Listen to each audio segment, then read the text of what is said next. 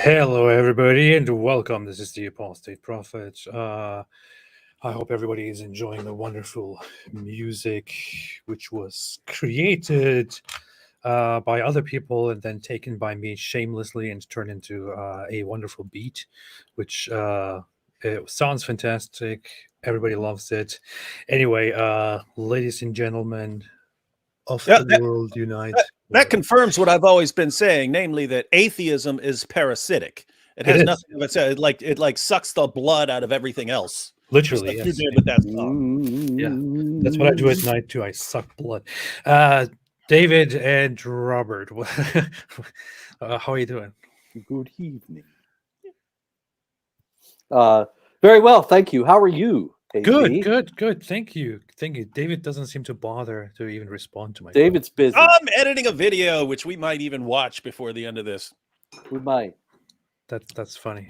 It's funny because I only have like probably 5 to 6 minutes of uninterrupted editing, but it will probably take an hour because AP is going to keep interrupting me every 5 seconds. Yeah. So today we want to talk about how my unmatched perspicacity and my sheer indefatigability. Wow. The entire day I have this stupid phrase from Andrew Tate, which he stole from his father, I think. Did you see how I fixed the quote? Did you see how I fixed the quote at the end? Yes, I did. I just saw that. That is way better like that, isn't it? It's like perfect. Yeah. So for those who are not aware, Andrew Tate has this quote that he keeps posting here and there, and it's a very corny one. It's like using these words that nobody uses completely unnecessarily. It says like my unmatched perspicacity coupled with my sheer indefatigability makes me a fered enemy in all something like in any realm of human endeavor. In any realm of human endeavor. Oh yeah.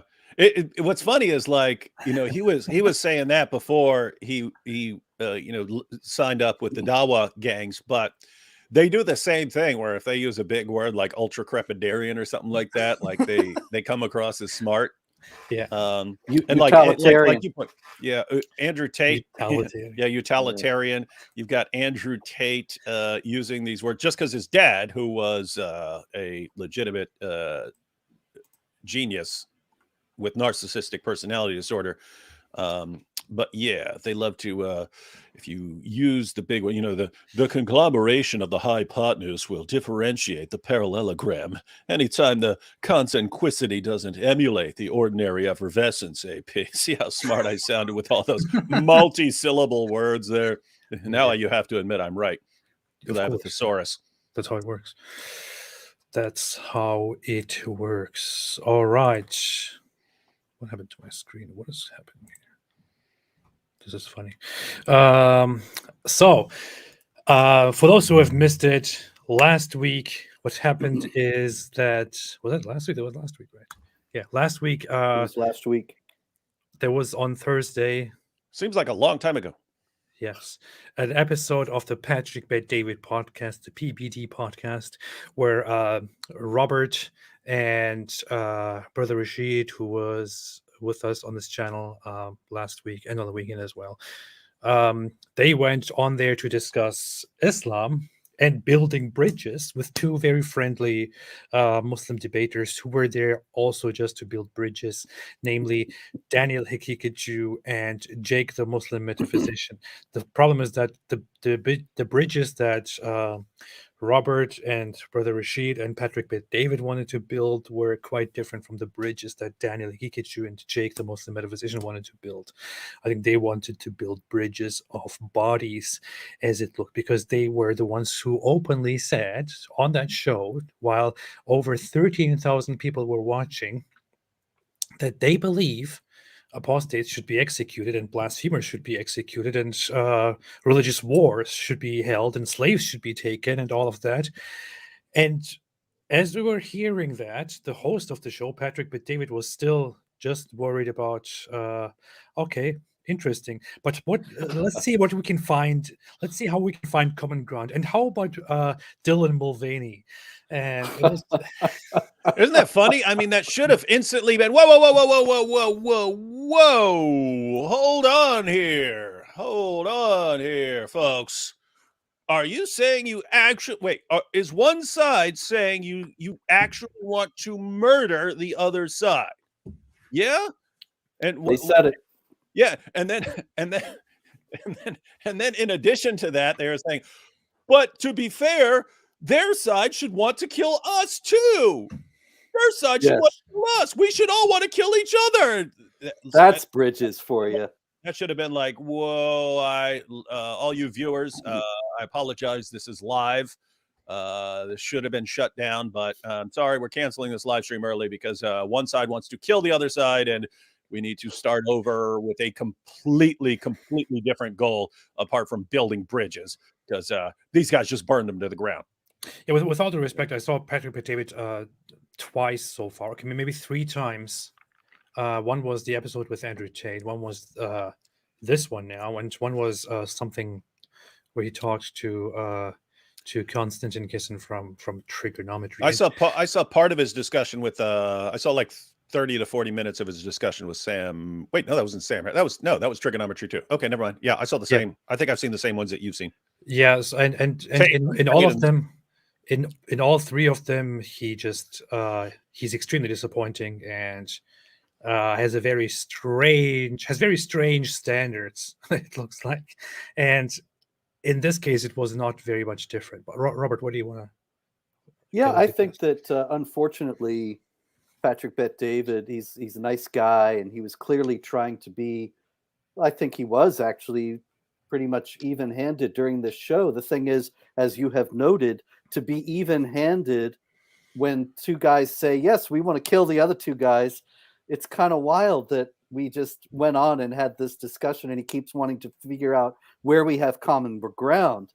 I thought that, with all due respect to Patrick Bet David, that, and I wrote this actually in a tweet after the show, and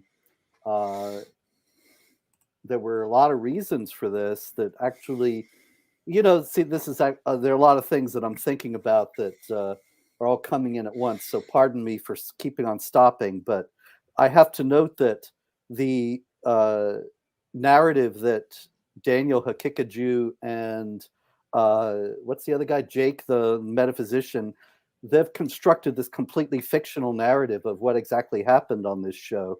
And actually part of it includes my criticism of Patrick Bet David after the show, where I was saying, you're being naive about these Muslims, and they're being very sweet to you, and Eddie from the Dean show was there. He wasn't on the show, but he was there, and they did an episode of the Dean show, he and Patrick, after this show that we did with Daniel Hikikiju. And the thing about it is that it seemed to me that he's being played by these guys. They know very sophisticated ways to manipulate people. That's pretty much every podcast they go on, right? There's a goal, right? The goal is to use that person's platform to reach his followers for dawah purposes to people who are completely ignorant of the issues and don't know any better. Yeah. And so that's every situation. But yeah, AP, what you just mentioned with the Tate interview, it's very similar in the sense of we're watching him interview Tate, and we know the background and stuff, and we're going, wait, how are you moving on after he just said that? How are you not stopping? How are you not stopping right here? And and pushing a little harder on this issue, because that's a really big thing that just happened, and you're just moving right along here. So yeah, I mean, I kind of get it. You know, if you have guests on, you don't want to be blasting away at them, because then who's going to want to join you for discussion? So there is a certain level. But I mean, when one side is saying, yes, we want to, if we get our way, we kill the other side. That should be like, guys, okay, I wanted to talk about Dylan Mulvaney and all these other things that we could unite on, but I give up. I give up on that. Shut that down. Let's go ahead and get back to this issue. Well, it should also be noted, you guys were talking about which episodes of Patrick Bet David you had seen, and I had actually never heard of him until about a week before, as it happened. He invited me on the show. And about a week before that, I had come across by chance the video of him when he was interviewing Anthony Weiner. And he was being very tough with Anthony Weiner and talking about the Clinton body count and all the people who've died suspiciously, who were involved with the Clintons or had dirt on the Clintons and so on. And kept on pressing Anthony Weiner about this. And Anthony Weiner was getting very agitated about it. And I thought, this is somebody who's going to be tough in trying to get to the truth. That's one of the reasons why I agreed to go on. But as it turned out, I think it went very well, but I didn't really even have to show up. I could have saved myself the trip, because Hakikaju and Jake, the metaphysician, they have just made it all up as to what exactly went on this show. And as long as they're going to lie about it, they didn't actually even need me there at all. They could have just held up a picture and said that I said this and that, because what they're saying I said has nothing to do with the actual reality. So I would like to ask people to actually watch the show rather than just go by what Daniel Hakikaju says happened there. There's also a thing, people like Patrick Bet David, commentators like him on his side are easily, it looks like, with all due respect to him, this is just my observation, are easily manipulated and easily swayed by what their audience or what their own fan base says, what they tell them, and especially that coupled with how nice those people who say those things are to him. And we just pointed out, Muslims often have this whole approach where if somebody seems to have an initial respectful approach to Islam, then they will just try to shower him with love, and they do that, and they did that here in this case too. And what somebody like that gets from that is, oh, look at this, these guys are so passionate, they are so interesting, and it looks like they are trying to communicate. Let's see what they want to say. And then they treat their own, like you guys, as they hold you to higher standards, whereas from the Muslim side, they don't expect very much. They just perceive any kind of niceness from them as something fantastic. And it was also clearly visible on that show, during that show, where I don't know, despite them saying some really horrible, really messed up things, despite them not answering most of what you guys said, he still praises them as being I don't know, having good standards, being very prepared, and I'm just thinking, what are you talking about, man? Like, you guys brought up so many points that got completely ignored. You guys brought up the golden rule several times. They completely ignored it when it came up and wanted to go to the Old Testament again. Rashid, I think Rashid counted. I think I saw in a tweet that he had counted and said, "Hey, I said 25 things about Muhammad. They never responded to it all." What he should have done, an honest person. If Patrick Bet David was an honest person, consistent with his standards, what he should have done in that case is, as soon as these people say, yes, you should be killed, yes, you should be executed, not only apostates but also blasphemers should be executed. As soon as they said that, Patrick Bet David should have said, stop, one moment. I invited you guys here because I thought we can build bridges, but Mhm. you guys believe that the other should be killed. So why are you here?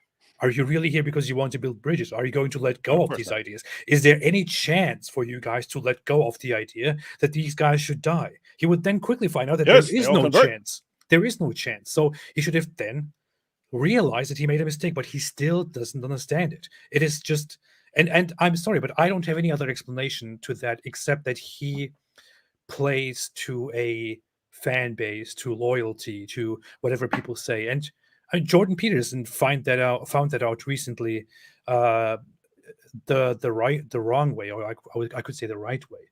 They were very nice to him as long as he seemed interested, and as soon as he, after his conversations with Mohammed Hijab, came out and said, talked about Islam and said something about how it's driven by misogynist, violent, intolerant mullahs, and said, "I don't buy your Allah."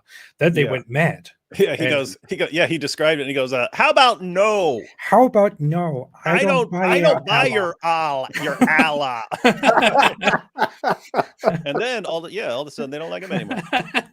Yeah, it takes only it takes just a one simple acknowledgement of what is actually going on from the host.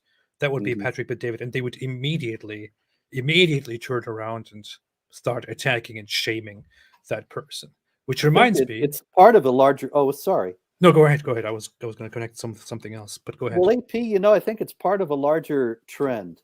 And so it's important that we discuss this because Patrick Bet-David, in his obviously being played or being vulnerable to being played by Eddie, by Mohammed Hijab, who he praised on the program. He's clearly, he needs to watch your video about Mohammed Hijab. He thinks he's some kind of a serious thinker. And he's thoroughly charmed by Eddie. You should have seen how delighted he was when Eddie walked into the studio right before the show started. And then they, as I said, they did the Dean show after. And it's all one part of the same general tendency that you have among some people on the right who are disgusted, quite rightly, with the LGBTQ aggressiveness, with the drag queens in primary schools, with the trans madness, with all the craziness that has inundated the culture in the last few years. And they see the Muslims standing against that, while so many churches are like draping the gay flag on the outside of the church and things like that. And so they're like Andrew Tate, and they're getting into Islam without having any idea what it's really about and how dangerous the game they're playing really is. But I saw Nick Fuentes, the famous Nazi. the Nazi, and he was on some show with some Muslims. I wish I had taken note of who they were. You guys would probably know who they were, but he's praising Islam for various things in standing up to this madness. I think Patrick Bet-David thinks the same way. Andrew Tate thinks the same way. It's something that they're going to regret, certainly, because eventually they're going to learn about the aspects of Islam that cut against them as well as they cut against everybody else. But right now, it's in the middle of this honeymoon stage, and they're approaching it completely uncritically. I was going to point out something about Nick Fuentes issue, but I just forgot it. Very interesting. David, you sounded like you wanted to say something. I didn't want to say anything. I'm just marveling that you can't go 2 seconds without forgetting what you want to talk about. That's my usually. So you just mentioned LGBT or rainbow, whatever you said. Same thing. You So, know the deal. Yes, which brought me back to what Daniel Hikikichu posted on X, formerly known as Twitter, where he made a very interesting tweet, which shows that he's either very stupid and doesn't understand some very basic thoughts, or he's extremely dishonest, blatantly dishonest, and nobody even cares. Now, here was a post from you where you report, Robert, that Erdogan is enraged over homosexual flag at UN, but it was a rainbow representing UN goals. So your article just points out that Erdogan gets this completely wrong and Yeah, is notice enraged. where it says underneath, Erdogan's rage is another indication of the breakdown of the leftist Islamic alliance. Yeah. And so that's what the post was about. But Hakikaju, because he's a one-trick pony, and everybody who opposes him is a secular liberal, he's trying to portray me as a secular liberal, and he doesn't care how much he lies to do it, because he's, Muhammad said war is deceit. And so lying is fine. And so Hakikaju is fine with lying. So he lies right here. And this is what he tweets in response. This slime ball sat in front of us and Patrick Bet-David, of course, also to tag him and, It's side all with just him. It's slander. strategy. And with a straight face claimed to be against LGBT ideology. In reality, he obsessively attacks Muslims for not being pro-LGBT enough. What a two-faced rat. Now, there is so much here in those tweets. There's not one word there. There's not one word there saying they should be pro LGBTQ. It's, hey, how are you guys on the same side, supposedly in the West? How are you guys supposedly allies against other groups when one side clearly hates the other side?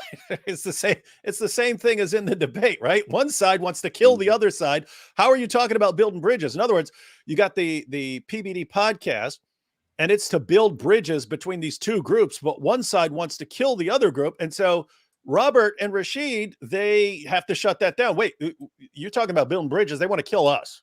What? Yep. They want to kill you? Yep. Actually, we want to kill them. That's actually, they acknowledge it.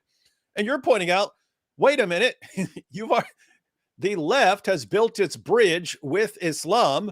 How did that happen? How did that happen when one side wants to kill the other side? Yeah. It's the same. They want one side wants to kill, eventually get an Islamic State and execute the other side. How did you guys form that bridge? What's important here is also it's Daniel Kikaju specifically here. Like, I mean, you can clearly see, if you are a supporter of Daniel Kikaju, if you think he's generally right compared to Robert Spencer, please tell me here. Please tell me where in the world did Robert Spencer in this post or anywhere else criticize Muslims or attack Muslims for not being pro-LGBT. Tell me where exactly in this post it is even implied that it is a bad thing of Erdogan to be enraged at the homosexual flag, which he, by the way, mistook because it was just a regular rainbow representing UN goals. I mean, even the post itself, when you go into it, points that out specifically. There is nothing from Robert's part here which either supports the LGBT flag or criticizes Muslims for not doing so. And yet we have Daniel here acting as if that is what is happening, and also then calling Robert a slime ball and a two-faced rat, and taking advantage of this situation to side with Patrick Bet-David. Now, I just see two choices here, two options.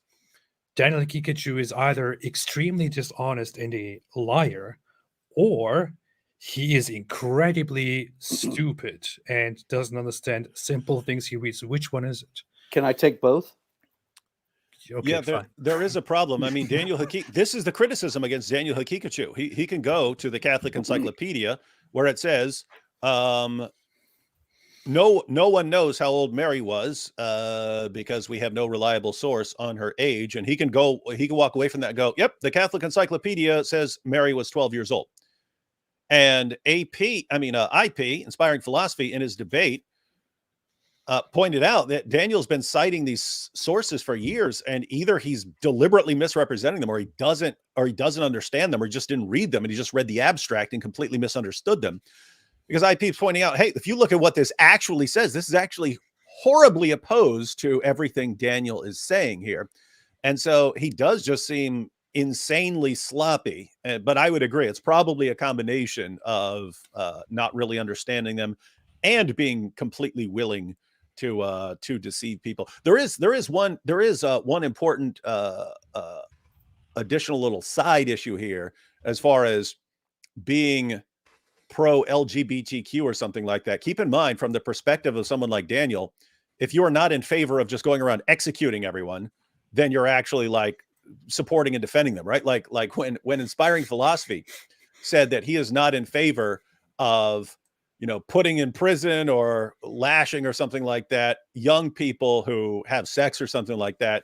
Daniel then, I didn't see it. I heard that he said IP is actually supporting, sex with kids or child marriage or something like that. It's completely misrepresenting him, because in Daniel's mind, if you are not for slaughtering all these people, then you're totally fine and cannot possibly disagree with anything.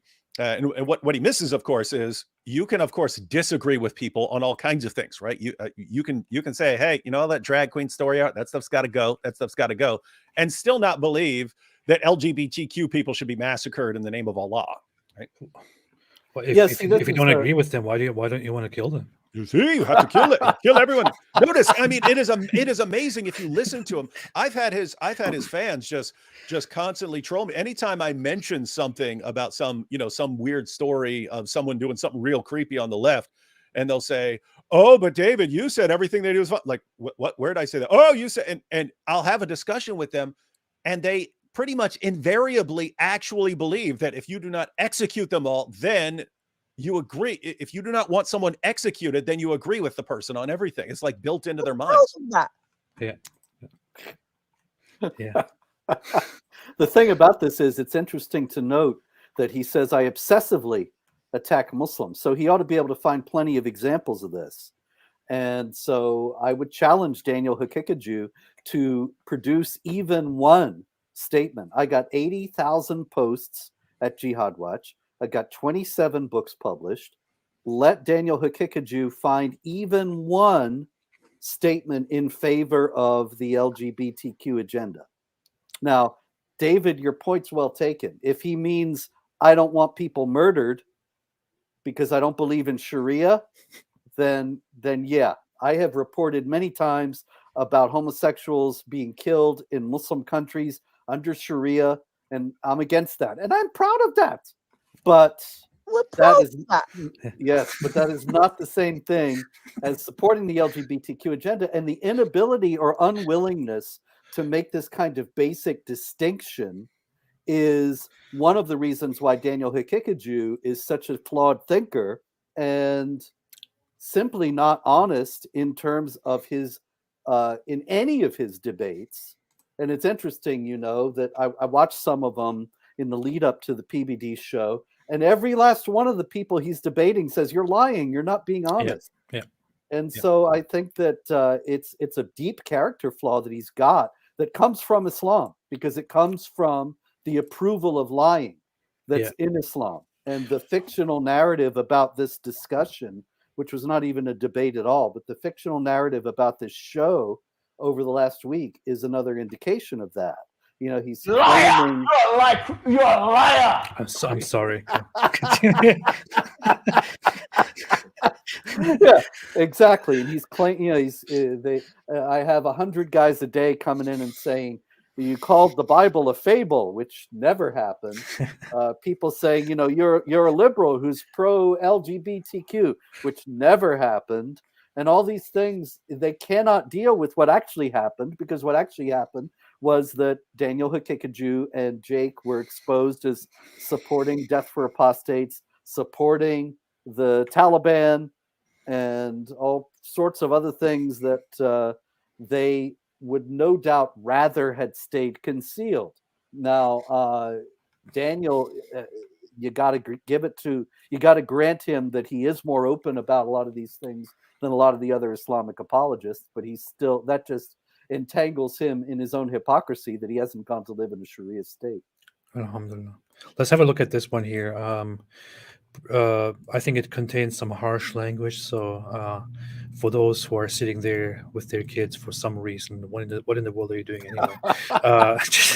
Look, we all understand. We all understand that we're on an atheist show right now. Yeah, and therefore there is a lack of morality. But yeah, and if anything goes, anything could happen.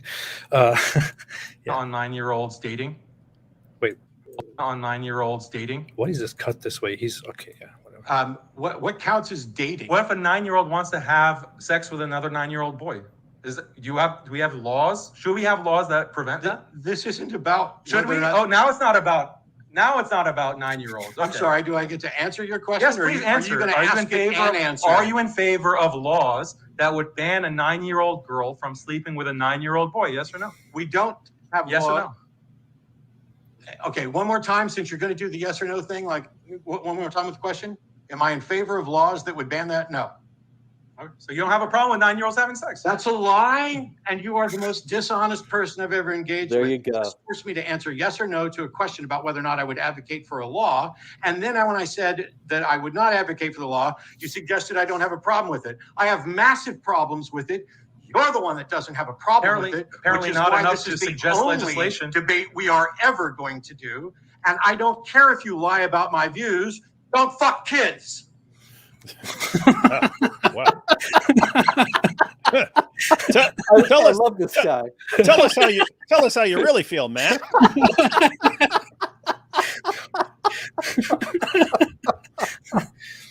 But he's absolutely right. That's Yeah. what Daniel Hakikaju always does. Yes. Lies about the other side, sets up a straw man, and then accuses you of setting up a straw man. I mean, he's just desperately dishonest. Think about what he just said. It's similar to what we just talked about. If you are not in favor of a law being established against, therefore you think there's nothing wrong here, right? Like, so notice, do I think that there should be a law against Daniel lying? No, I don't. Yes, I don't think, yes, no, there I, should I, be. yeah. So notice, I don't think that there should be a law. What? But That means you support him lying. Do I think it's okay? No, it's evil. That's pure evil to be constantly lie about everything, to dupe people into following your God. So no, I don't know. But notice, if he just heard me and said, "Oh, you don't believe there should be a law against me saying this, therefore you're saying it's fine," it's absolutely insane. Don't try to talk your way out of this now, David. You just said there should not be a law against Daniel Hakikaju lying. That means you support the lies that he tells. Do you support the lies he tells? Yes or no? Now you're doing Dawa, David. Now you're on the side of Dawa. That's basically how it works. That's how he works. And now there is this funny thing here that happened during this whole discussion, during this whole episode, where they accused this was where I guys, criticized Patrick Bet David for just what we were discussing tonight. Yeah, so they accuse Robert Spencer and Brother Rashid of being not real Christians, of being liberal Christians or secular humanists or whatever, or even atheists, whatever you want to call it, simply because these two gentlemen don't believe that you should be going around fighting, taking slaves, and killing apostates and blasphemers. They think they are just against this stuff because they are not real Christians. They are liberal, secular humanists, and whatever you want to call it. And that is basically their main talking point right now since that debate. But here in this tweet, he says something really interesting. He says, Muslims would be very happy if Patrick Bet David became Muslim, and we would welcome him with open arms. But if he doesn't, we are still happy to ally with him and support him and other real Christians who care about God, family, community, and other real values. So this is very strange, isn't it? He dismissed you guys as real Christians and basically argued that you are fake Christians and liberals and whatever it is because you are against those punishments, which they are for. Because if you were real Christians, you would support that. But now he is here calling Patrick Bet David a real Christian as opposed to a fake Christian. Why exactly? Does Patrick Bet David support the death penalty for apostasy, the death penalty for blasphemy? Does he think we should wage religious wars? Does he think we should go around and take slaves, including sex slaves, and impose all kinds of insane laws upon each other? Is that really the case? I doubt it. Yeah, very much not. It's just that Daniel Hakikaju knows that Patrick Bet David is talking to all these Muslims and that he seems to be impressed by Islam. He likes the idea of Islam standing up to the immorality of our age. And so he's just flattering him in order to try to win him over. but another fundamental dishonesty of Daniel Hikikaju and what's the other guy's name? I always forget. Jake Brancatella. Yeah, Jake Brancatella. Yeah, Jake Brancatella. The fundamental dishonesty that they have, it shows that they don't have actually any knowledge of Christianity at all. And then they set themselves up as knowing all about Christianity and being able to tell who's a real Christian and who isn't. And the fundamental misunderstanding that they have is about the role of the Old Testament and Old Testament law. And it's not liberal Christianity or secularized modern Christianity to say that the Old Testament laws don't apply in Christianity. That is basic Christianity. That is all over the New Testament, and not only is it in the New Testament, it was prophesied in the Old Testament. What? David, why are you suddenly so loud? What's happened? Am I loud? You are suddenly extremely loud. It's the forcefulness of his truth. I don't control my audio here, man. You're suddenly incredibly loud. I don't know why. But yeah, try again. Let's try again. Maybe it was just check. How was that? That's fine. You're fine. You're fine. You're fine. Okay. Oh yeah. So I was just saying that not only is it all over the New Testament. Hey guys, you were under a new covenant. It's prophesied in the Old Testament. Jeremiah 31. It's prophesied a new covenant is coming, guys. There's a new covenant coming. But yeah, if you listen to what these guys, if you listen to their position is it's like when they say, but once you get political power, then you're supposed to start killing people, right? Oh, why didn't Jesus' followers for 3 centuries shed a drop of blood anywhere? It's because they were waiting till they had political power. We've talked about this in a previous live stream that you don't need political power to get violence, right? I mean, to get violent. Jihadis in the US and the UK and Canada and basically around the world who don't have political authority to go around killing people have nevertheless been going around killing people a lot. We see during the time of the apostles, Stephen was stoned to death by people who had no political authority. They just got really, really ticked off and they tried to stone him to death. The apostle Paul was stoned, but he survived it. But that was by people who had no authority, no political authority to do that, to carry out that penalty. They did it anyway. Why? They got really ticked off. So for 3 centuries, Christians didn't kill anybody. It wasn't until the Roman Empire adopted Christianity that's when you start getting violence, because they already had a Roman Empire kind of way of doing things. And when we asked Daniel about this, why didn't they kill anyone for 3 centuries? Because they were waiting till they had political power.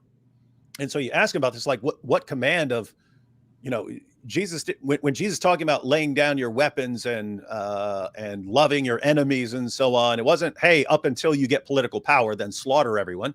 So, but their actual position, this is their position. You can ask Jake and Daniel if this is their position. Their position is the teachings of Jesus as part of the covenant that you were under are only in effect until you get political power, and then you go then you are under the Old Testament, and you have to obey laws about killing people, who do things.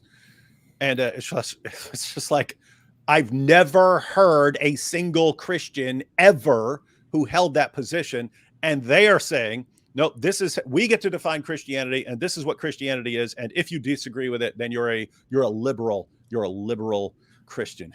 And that was one of the fundamental exchanges on this show was when Jake was trying to trap me about the killing people passages in the Old Testament, and I'm trying to explain. I wrote on Jihad Watch the next day. It was like trying to explain particle physics to a 2nd grader, because as a Muslim, he reads the Quran and it's all just positive commands. But the Bible is not full of all positive commands. There are a lot of literary forms in it. There are a lot of different kinds of writing in it. And there's a lot of discussion about the nature of these passages. But it seemed like even Patrick Bet-David thought that if you start to say you got to set aside the Old Testament law and it doesn't apply anymore, then you're being a liberal Christian, which betrays a massive misunderstanding of basic Christianity. It looks like Patrick Bet-David he's not really familiar with the with the subject, right? And he doesn't really deeply understand the Christian way of thinking or the Muslim way of thinking. So it's kind of funny of him to sit there and to then kind of try to judge who did a good job on it and who did not. I mean, he is the one who insisted that Christians are so divided and Muslims are so united, right? Which is completely, which is an insane thing to say. Yeah, and like I said, I think the show went great. I loved it. Was fine, and he was pretty even-handed, but his sympathies were clear. Yeah. And that's what I was addressing when I tweeted that. But here again, these guys are such big liars, and they've been running with that as if it's some sort of, as if I was saying, oh, I lost the debate and it's Patrick Bet-David's fault. There was no debate. There was no loss. It's just that Patrick Bet-David, I think, is being played by these guys, and he doesn't realize what's happened. And by the way, notice the people who keep falling for this. You guys pointed out that he doesn't seem to know a whole lot about Christianity. If he was sympathetic towards anything they were saying, I mean, it's actually moronic for them to be defining Christianity in this way. Mm-hmm. If you wanted to ask, hey, what's the relationship between the New Testament and the Old Testament? Something. What are you laughing at, man? You were suddenly loud again, and people are making fun of it and saying, "David, what is this? Triggered." I don't know. You're not loud now. I don't know why. No, initially, when you start talking, it's very loud. And well, fix your system, man. Fix your system. It's you. It's not me. No, my mic is set at maximum from the get-go. So that is because your it's an atheistic system. Yeah, bunch Probably, of atheists. That's why. Liberal Christians. So notice, like, the people who keep falling for this. Like, so again, if you wanted to say, hey guys, what's the relationship between New Covenant, Old Covenant, an Old Covenant tied to a specific piece of land after this series of miracles, and so, like, what's the connection between that and what Christians are commanded? Because you believe that it's all revelation. So what's going on there? That is a relevant discussion. But to act like, nope, this is part of the Old Covenant. You believe that this was revealed, therefore you are bound by that, or something like that. Or once you get political power, then you do that. Is insane and idiotic. And I've never met any knowledgeable person who thinks that at all. But their goal isn't to reach knowledgeable people. Their goal is to meet people who have no clue what they're talking about. Indeed. And they got a whole army of meatheads out there. Yeah, but notice who keeps repeating all these lies. Notice who keeps falling for this, right? They get on these podcasts of people who don't know a lot about Christianity, don't know a lot about Islam, and because they don't know a lot about Christianity and they don't know a lot about Islam, they think, oh, we can work together on these things, and they start to a couple of the details get filled in. They realize, oh, this isn't going to work. AP pointed out it's the exact same thing with Jordan Peterson. He was thinking the exact same thing. So many people are having the same idea. Hey, we're worried about this group over here. Muslims could be our allies in this. Let's build some bridges here. And they start finding out, wait, you believe what? You believe what now? Oh my goodness, I thought that was a myth. I thought Islamophobes said that. Now I'm hearing it from you guys. You admit it? Oh my goodness. Yeah, that's why the show was so good. Yeah. I think it was amazing because so obviously the Muslim side, no matter how the show goes, they will always come out and act like it was a great victory for Islam. The other side has been embarrassed. Islam is victorious now. The Muslims have shown what a wonderful religion Islam is. And hopefully all the viewers and the host and even the producers behind the scene will all convert to Islam because they will see the beauty of this. That's basically their reaction to every single thing whenever Islam appears. It doesn't even matter what is being said. That's why I didn't even have to show up. My career's over now. I keep hearing this. My career's over. I think, well, when do I get a break then? Can I get a day off now that my career's over? I mean, it just keeps going. But if you see, and they also made sure to flood the comment section of that live stream to give people the illusion that it was a complete Islamic victory. But if you now see clips emerging from that being posted on different channels, and you go into the comment section, the people who actually comment on the content of that podcast episode point out yikes, these guys are clearly for executing people just because they left their religion. This is simply unacceptable. This is true Islam. We shouldn't have this here, and things like these. I mean, and this whole podcast episode made that possible. It made it possible for so many people around the world, for thousands of people. I don't even know, the stream probably has nearly 1 million views now.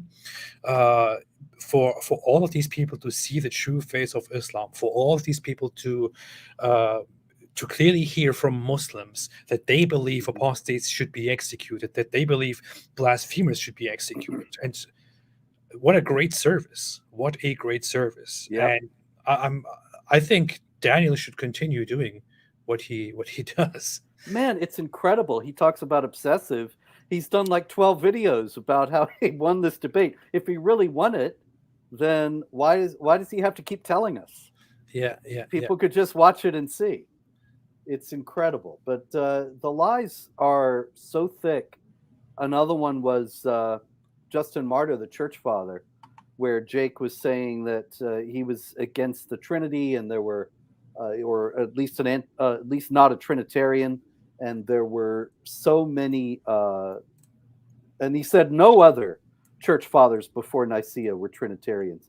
This is just another plain lie. But how many people know this? You know, people, if they've ever heard of the Council of Nicaea at all, they've just heard about it through the what are those books? The Dan Brown books. They were very popular books a few years ago, and they had all these falsehoods about the Council of Nicaea, and people got Da Vinci Code, real loud. That's it, Da Vinci Code. Yes. Did I get loud? Yeah, yes. you were loud there. What is happening? Oh, I realize every time it's only when I unmute I muted myself, but when I unmute myself, suddenly it gets super loud because of your crap system. Anyway, again, my mic is maxed out, so if it jumps up in volume, that is the perils of using StreamYard, my friend. Just don't unmute yourself. That's simple. Anyway, just to finish the point, he quoted something from Justin Martyr that I'd never heard before, where he said Justin Martyr's referring to a second God. And so I actually looked that up. Now, I don't want to say that there's nowhere that he could have said it. It may be that there's something that's not on the internet where Justin Martyr said this. I just did a search, actually several searches, but there was nothing. And I'm tending to think that Jake fabricated the quote, or it's somebody else speaking that he thought was Justin Martyr.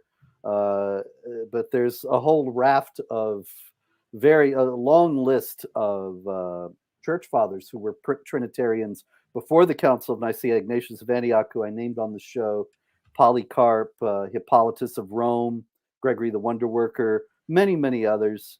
And the thing is, though, that he's dealing with a low information or no information audience, so he knows he can lie, and people won't have any idea that he's lying.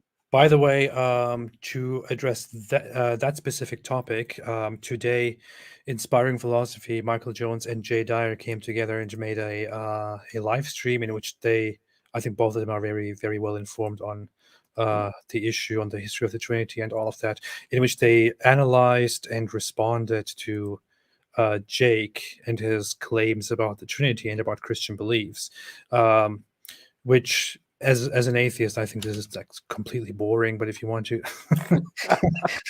I'm just kidding.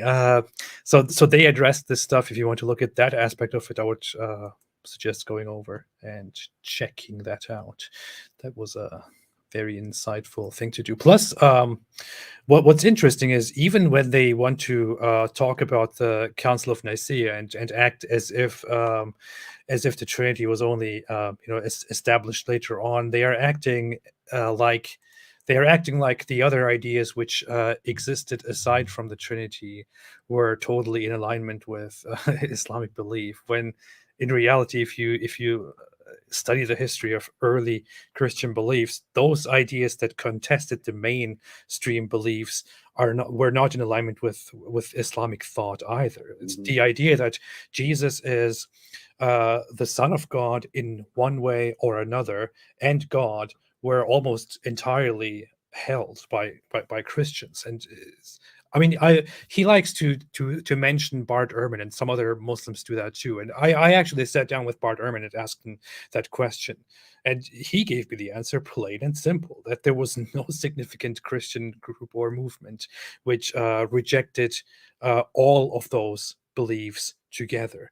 They only had disagreements about the nature of Jesus, on Christology, on the relationship between the Father and the Son, and so on. So this Muslim attempt to kind of depict the Trinity and the belief in God and in Jesus as the Son of God, them trying to depict this as some later invention, which is a perversion or something like that, it completely falls flat. It is completely baseless, and they base all of that simply on their wonderful historical source, which is the Quran, which came into existence through oral revelations in 7th century Arabia by some Or guy, later, by some guy who was quite messed up.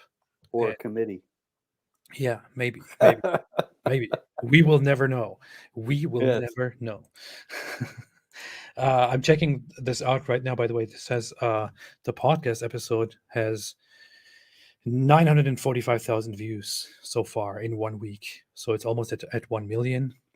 Lots of people are here and should probably see the part where these guys clearly say that the ex-Muslims and the critics should be executed. And they even posted a clip of this, which so far has 360,000 views, and it's directly titled "Should I Be Killed?" Former Muslim explains why he converted to Christianity, and the highlight is Oh, basically here. they posted that? Hey, that's great. Yeah, they posted this on Valuetainment, the other channel, and of course here you don't see the the comment section flooded with Muslims who are like, you humiliated, emotional, and things like that. Here, people are actually talking about the content, and in this video, you can hear it right here. And maybe I didn't prepare this, but let's see. Of course, it's muted. There should be no punishment for mocking and insulting a religion, attacking people's values. Is that coming from a Christian perspective? Is that coming from is that coming from the church tradition? Is that coming from the Bible? Because when we look at the Bible, we see in Leviticus, we see in Deuteronomy that blasphemers should be put to death. Even if you entice, the Bible says. I have one issue with the entire podcast and how it went. I have one issue for which I will not blame you guys. A weakness for which you and Brother Rashid cannot be blamed, but rather it just shows how dishonest your opponents were once again.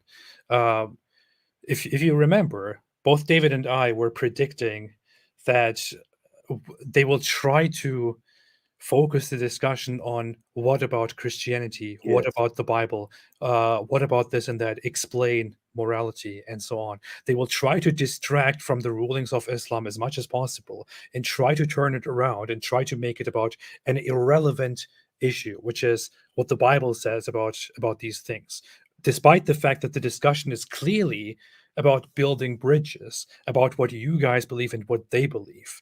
So what they believe that you guys should be killed, you don't believe that they should be killed, and they want to bring the discussion to, but let's look at the Bible. You should be okay with us wanting you killed because you guys also should want us killed. And and Daniel successfully led the discussion there through his sophistry and his dishonesty, as he so often does. Yeah, well, it's true. And you're absolutely right. Rashid and I made many points that they just ignored and pressed on with their agenda of trying to attack Christianity and use these tu quoque arguments that Christianity is just like Islam and has all these things, and you guys are just liberals for rejecting them. And the difficulty there is that once they ask you the question, what are you going to do? And I think back in hindsight, it's always good to it's always easy to think, well, I could have done this better, I could have said this.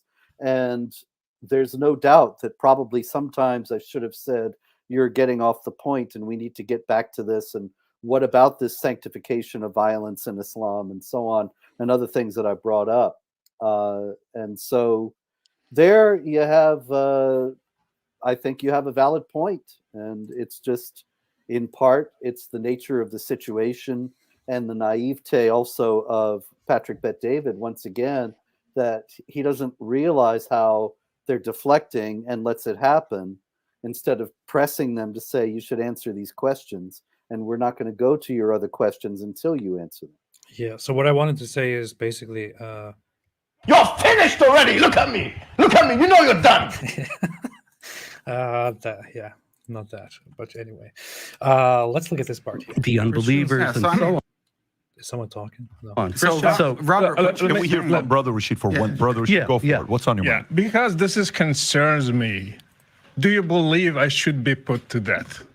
I believe that the punishment for apostasy in a correct Islamic state is death. I believe that that's So the correct. Let me finish. Let me just respond, Yeah. sir. I believe that that is the correct punishment, which has been revealed by God, both in the Quran and the Bible. And for Robert to turn around, I and asked say, you- Let me finish. I asked You see the deception here. He can't even engage with the point that is made without. Well, he knows how evil it is. He Yeah. knows how evil and ugly what he's saying is. And so he's trying his best to camouflage it and change the subject to something else. Well, I- it's interesting because I was looking at that and I was thinking, why are you asking him again, Rashid? He just admitted what he thinks the penalty is.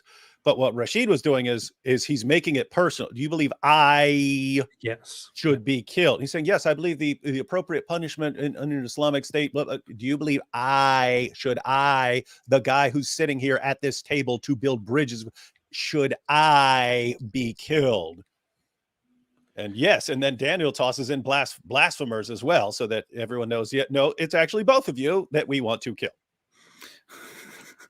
asked you, do you believe I should be killed today? And I answered you, sir. Yes or no? I answered you. Yes or no? I In a answered you. I think and he said yes. You want me to yeah, answer? I said- yeah, you answered me. In a proper Islamic jurisprudence jurisdiction, Yeah. an Islamic nation, all of the laws of Islam and the Sharia, as revealed by God, should be applied. So if we were in that kind of state, would you do it? Including I'm not the one that with executes proper due process, with a proper court hearing, just like any nation of. This is so funny. Daniel wants to take over and says, "Let me respond," and then he doesn't answer the question either. He says the same thing. He does. The He same says the thing same Jake thing. said. In a proper Islamic state, you'd be killed. But we're not in the proper Islamic state, so we're not going to kill you right here, buddy. Yeah. Yeah, Wow, and there makes notice a huge the- difference. Thank you. If I were moderating that discussion, I think this is something that Patrick should have brought up, because okay, you guys are talking about in an Islamic state. The obvious next follow-up, once you've admitted both these guys are under a death sentence, should have been two follow-ups. One should have been, do you guys want the United States to become an Islamic state? Are you working towards that? Is that a goal? Are you trying to make the country that these guys live in an Islamic state? Mm-hmm. And of course, the answer to that is going to be yes. They would have beat around the bush. Oh, but we're only 1% of the population and blah, blah. No, do you want this to become an Islamic state? Okay. And you've said that if you get your way, these guys are dead. Okay. So these guys are dead. So can you blame them for vigorously opposing you? Or how do you call them names and call them Islamophobes and call them racists for vigorously opposing an ideology which calls for their deaths? And that's what's always amazing to me, right? Like, AP, how dare you oppose the spread of an ideology which, if it gets its way, is going to execute you? Shame And on you. notice we're all in the same boat here. AP has multiple death sentences on him. Me and Robert are in the blasphemer category, but we're all under a death sentence here. We all oppose Islam, and we're called bigots and racists and Islamophobes for opposing people who want to kill us. They actually want us. They're working to build a society in which we are put to death. And when we say, no, we don't want that society which puts us to death, then you're liberals and you're Islamophobes. And Yeah, This- that's it's exactly the insane. point. He calls you and me and Robert and others Islamophobes because we oppose these violent rulings that he proposes, and because he does it. He calls us Islamophobes for that because he presents it as if we were singling out his own ideology when other ideologies also call for the very same thing, and that this is normal. We then point out, no, other ideologies don't call for that same thing. Other groups of people don't call for that same thing. We don't call for that same thing. And he then says, well, okay, that's because you guys are not real, whatever. So there's just no way out of this. It is Yep. set up from the beginning to the end in such a way that he will always look like he is right. He will always be in the right to call you an Islamophobe, to call you a liar, to call you a hypocrite, and to also kill you in the end. There is no way out of this. And if Patrick but David looked at the situation honestly, he would see that. He should see that. If he doesn't understand it, maybe he should review this. Maybe he should talk to different people. Maybe he should ask himself why he invites and then indicates that he will further invite people on his show who advocate for the killing of entire groups of people while claiming to build bridges. It is just so ridiculous. It's How just is this possible? incredibly naive. I think toward the end of the show, he if I recall correctly, didn't he ask me to say something that's good about Islam? And I think the problem that he doesn't realize is that Daniel Hakikaju and Jake always they have plenty they can say that sounds good about Christianity, that somebody who's not informed about Islam will take and think, oh, look how open-minded and generous they are. They revere Jesus. Oh, They you like revere Jesus? Mary. Wow. They think that they're sinless. They think that Jesus will come back at the end of the world. And they have no idea what this is all really about.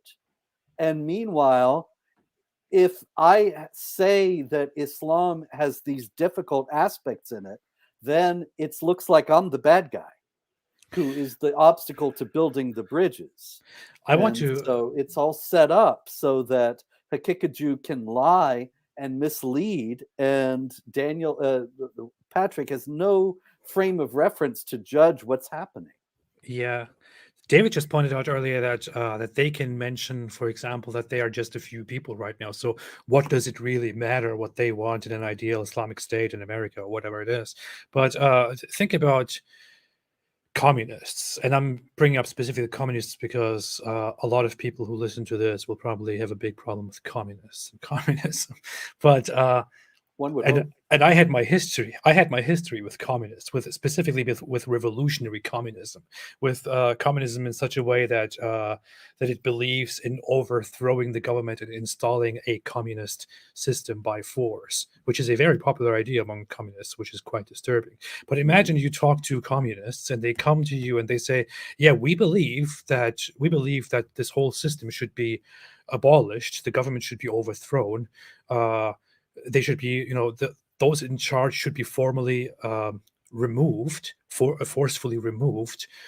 We should seize the means of production altogether and force everyone to obey by our system of communism. And those who resist are traitors of the revolution and will be, judged accordingly. But hey, guys, don't worry because." We are only few people right now. It's not like we are like taking over the country. Actually, they are. Would the reaction then be, oh, okay, no, see, these guys are very passionate, very nice. See, look at these gentlemen. They're just here nicely expressing their views, which don't seem problematic at all. Or would the reaction be, are you guys insane? So unfortunately, all too many people nowadays would think, oh, these guys, they've got it all figured out. They're for justice. Yeah, of course. And yeah, it's very much the same thing. In order to solve an existing problem, many people are disposed to naively embrace something that would bring a greater problem because they do not realize the implications of the alternative that's being presented to them. Yeah, but what is your problem with them, Robert? They're just, you see, they are very passionate and Obviously, very nice gentlemen, very well spoken. They're just expressing their ideas, and they have Yeah. unity. Let's talk about Dylan Mulvaney. Like, isn't that the real problem here? Yeah, see, it's like a question like that. Once again, I have to say, the show went fine. These guys were exposed. It's very positive in the long run. But when you have a guy say, yes, we want to kill these two guys, and then he turns around and says, okay, what can we do about Dylan Mulvaney? You got to wonder. I have written many articles actually about Dylan Mulvaney. I am on abundant record opposing Dylan Mulvaney, and yet to go to that from death for apostates and death for blasphemers, it's just a myopia that is astonishing. But here again, it's increasingly widespread on the right in America because the left has gotten so crazy, and people like these guys, Tate and these guys, they think Islam is a viable alternative. That just makes me think these guys have some really, really messed up, twisted priorities. I mean, I see where you have your problem with the way things are going in the culture. I see where you have a problem with leftist ideas. I see where you have an issue with progressivism from your point of view. But then I'm trying to be as fair as possible, and I sit down and I look at it, and this guy here really thinks that stuff, that's the real big issue. That's the real problem, the real enemy. I believe he even made a follow-up video or something where he said that we should focus on the common enemy or something like that, which is just extremely problematic to me. But you sit down, he talks about the common enemy, and he talks about these immoralities and all of that, and to him, inviting these guys, these Islamists who say, oh yeah, we are here, we are against that stuff too, and if we have it our way, and inshallah we will have it our way by slowly converting enough people and then forcing our system upon you, we will execute them, we will execute this guy, we will execute all those who oppose us, we will execute the apostates, we will execute the blasphemers. I don't understand how in the world people think this is rational and reasonable. In a certain sense, this is just a continuation, AP, of what's been going on since the beginning, since 9/11. After 9/11, George W. Bush, 6 days after, went into the mosque in Washington with Nihad Awad from CARE, which is linked to Hamas, and Abdurrahman al-Amoudi, who is the head of the American Muslim Council, and now he's in prison for funding al-Qaeda. And George W. Bush said, Islam is peace. Yeah. And this, of course, became a cliche, and people laughed about it, but it also became widely accepted. And nowadays, it's pretty much taken for granted in the wider culture that Islam is a religion of peace that has nothing to do with the terrorists who are operating in its name. And people have joked about it over the years. There was even in a very different time, in a very different America, on Fox about 15 or 20 years ago, there was a comedy show, a news parody show, and they did a segment about all these terrorist attacks, and they're naming the people who did the terrorist attacks, Muhammad this and Muhammad that, and Mahmoud and Ahmed and Abdullah, and et cetera, et cetera. And they said, and we have no idea what could be the unifying factor here. We can't figure it out. Nobody and knows. People would joke and say that the terrorists would say, Allahu Akbar, I'm doing this for Allah, I'm doing this for Muhammad, for Islam. And then the non-Muslims would come to them and say, no, you're not. Islam is a religion of peace. And this is really, that's taken such hold now that even people who are otherwise sensible, they just assume that when somebody like Daniel Hakikaju says, I want to kill the apostates, he doesn't really mean it, or that the ideal Islamic state in which this is going to happen is some unrealizable abstraction that's never really going to come to pass. And so it's not anything we really have to be concerned about. And as you noted, he wants to bring it here right now. I mean, imagine this from our perspective, and you guys at least are supposed to be somewhat in the same group as Patrick Bet David, for example. Like, you're supposed to be in the circle, in the whole Christian conservative point, where I honestly don't think that he represents that very well at all. But for me, for example, I would be an atheist, and I don't politically agree with much of what he stands for. And yet I believe in coming together and talking about anything instead of attacking and insulting each other and all of that. But then we sit together and he thinks, oh, yeah, this is wonderful. Let's have conversations. Let's talk to each other. Let's build bridges, and let's talk about all of the real problems that are going on.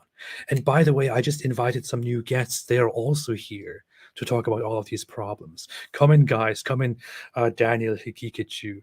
And he thinks that we should all just sit together and I should just be okay with the fact that they believe I cannot exist. I must be killed in the end. But I'm supposed to just sit there and take that because to him there are different priorities right now because of Dylan Mulvaney. And this looks insane from my perspective and from the perspectives of a lot of people. Well, this is an absurd age with an incredible denial of reality across the board in so many ways. I mean, Dylan Mulvaney actually is an example of it. Some guy prancing around and acting like he's a woman, and everybody has to play along and pretend. Now, I don't mean to derail this whole discussion. You might disagree on all that, but it seems to me to be a species, a kind of the same unreality that people have these fantasies and they put the fantasy in place of reality. And everybody in this scenario is doing that, except us, of course. PBD is doing it. Patrick Bet David is doing it, saying, can't we just build bridges? Well, yeah, you want to kill them, but can't we find some common ground?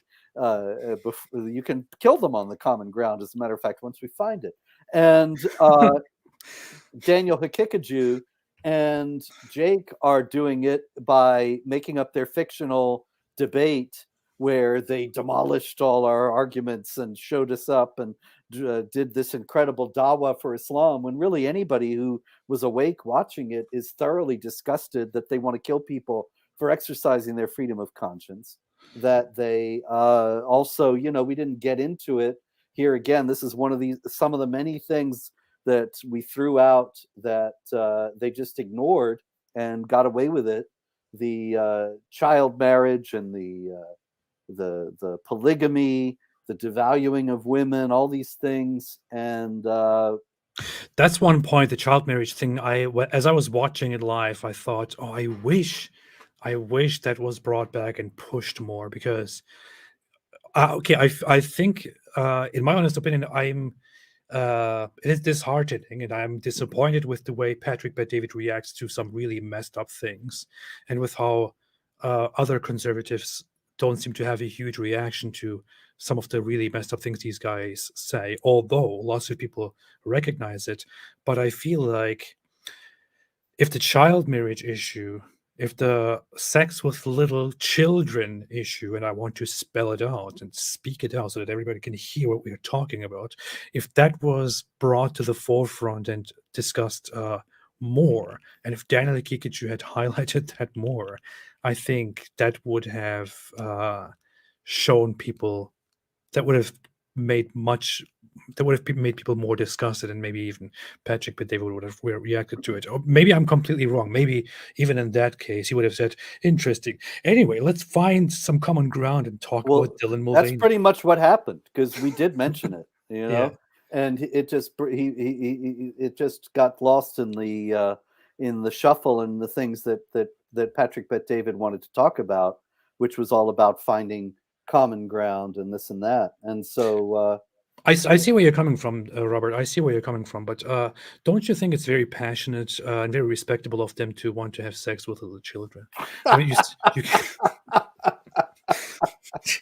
I mean, if he's okay with killing apostates, and these guys just sitting there and saying, yeah, we want you dead, then I don't know that child marriage would have really put a dent in his agenda.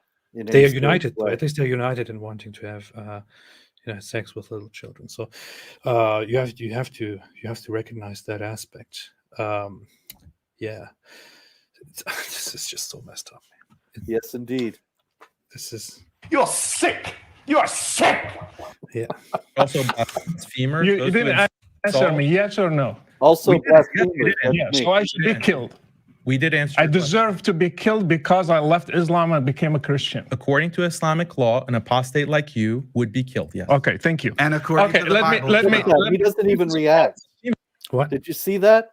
Patrick Bet David is in the middle. He's reading something on his screen. He doesn't even react. I'm not even sure he was listening when Daniel Hikikaju said that. Maybe he still doesn't know that they actually said that. Interesting. You would be killed. Yes. Okay, thank you. And according Okay, to the Bible as well. let me. This is a fun. That's interesting. I didn't pay attention to that, but Yeah, see, he's not even there. He's doing something Apostate else. like you Like would David.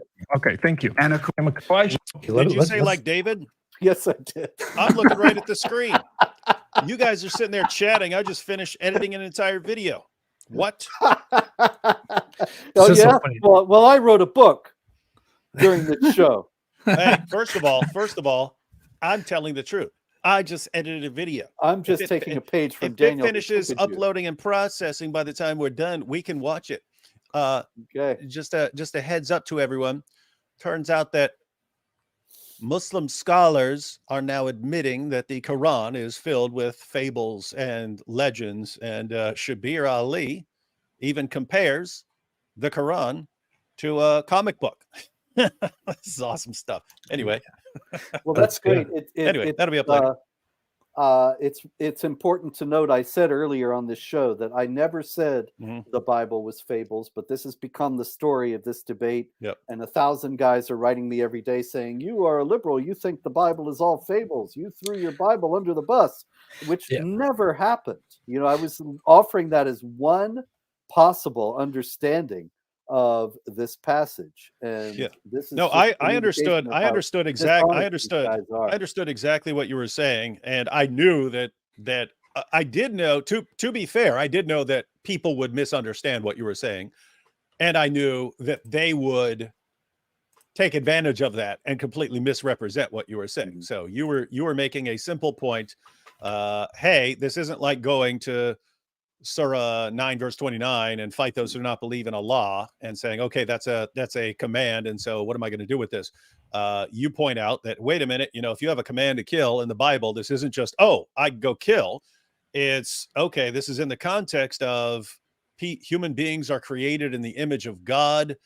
There are certain rules and rights that everyone, there are certain rules that apply to everyone. There are certain rights that everyone has in virtue of them being created in the image of God. And then by the time you get to, matter of fact, even in the Old Covenant, AP and I were reading a passage from the Torah a couple days ago, and it's saying don't kill innocents, don't do this, don't do that. And then you get to the New Testament, and you're supposed to love everyone. You're supposed to love your enemies. You're supposed to keep peace with everyone. And so, no, that's secular humanism. yeah, the point is there's all a context to this. We don't just go here and say, bloodbath, we got to go around killing and so on. And That so was the point. you're pointing out that this is some of these passages are in such stark contrast with the commands about other people that they make Jews and Christians go, hey, what's going on here? We think something's going on. Let's watch it. We need to take a closer look to this, closer look at this, and so on. So yeah, you were making that point, and then of course they run with it and say, Robert says the Bible is a bunch of fables. Anyway, the point there is, wait a minute. What Robert said was, some people conclude this, some people suspect this about the text, but I've got some very interesting scholars of Islam saying that the Quran contains fables, and it's not like what you were pointing out. What you are pointing out is there are reasons in the text to be very careful about how you're interpreting the text because of other things the text says within the text, within our script. This isn't us applying, hey, let's apply our 21st century ideas to the text. It's the text itself that is speaking. And you have to reconcile your interpretation of a passage with other things the text says. There, guys. Anybody? Well, let's watch it. I just want to point out the difference is I just wanted to point something out, AP. Come on.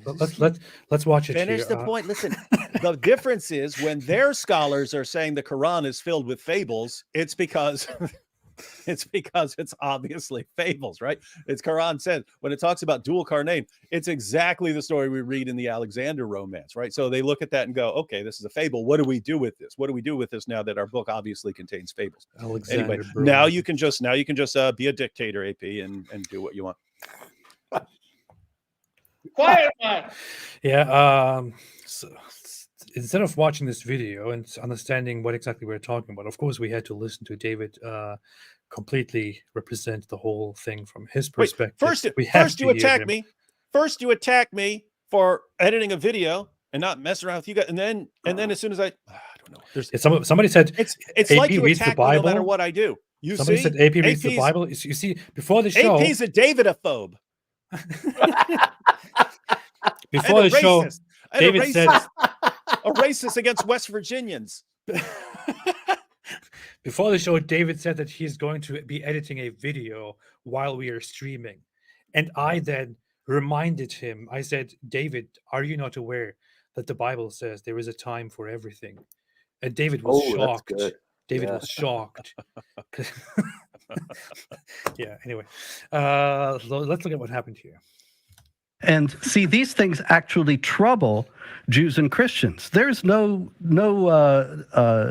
reason to cover up that fact that these passages have caused difficulty for Jews and Christians throughout history. And some people would say, actually, these things never happened at all. That they were fables designed to teach. Do you believe that they were fables designed to teach that you are to be completely pure and reject sin, and that all that business about killing this one and that one is about rejecting various sins. We want to know your Now, the whole point of what I'm saying here, if you would stop interrupting for a minute, I did not interrupt you.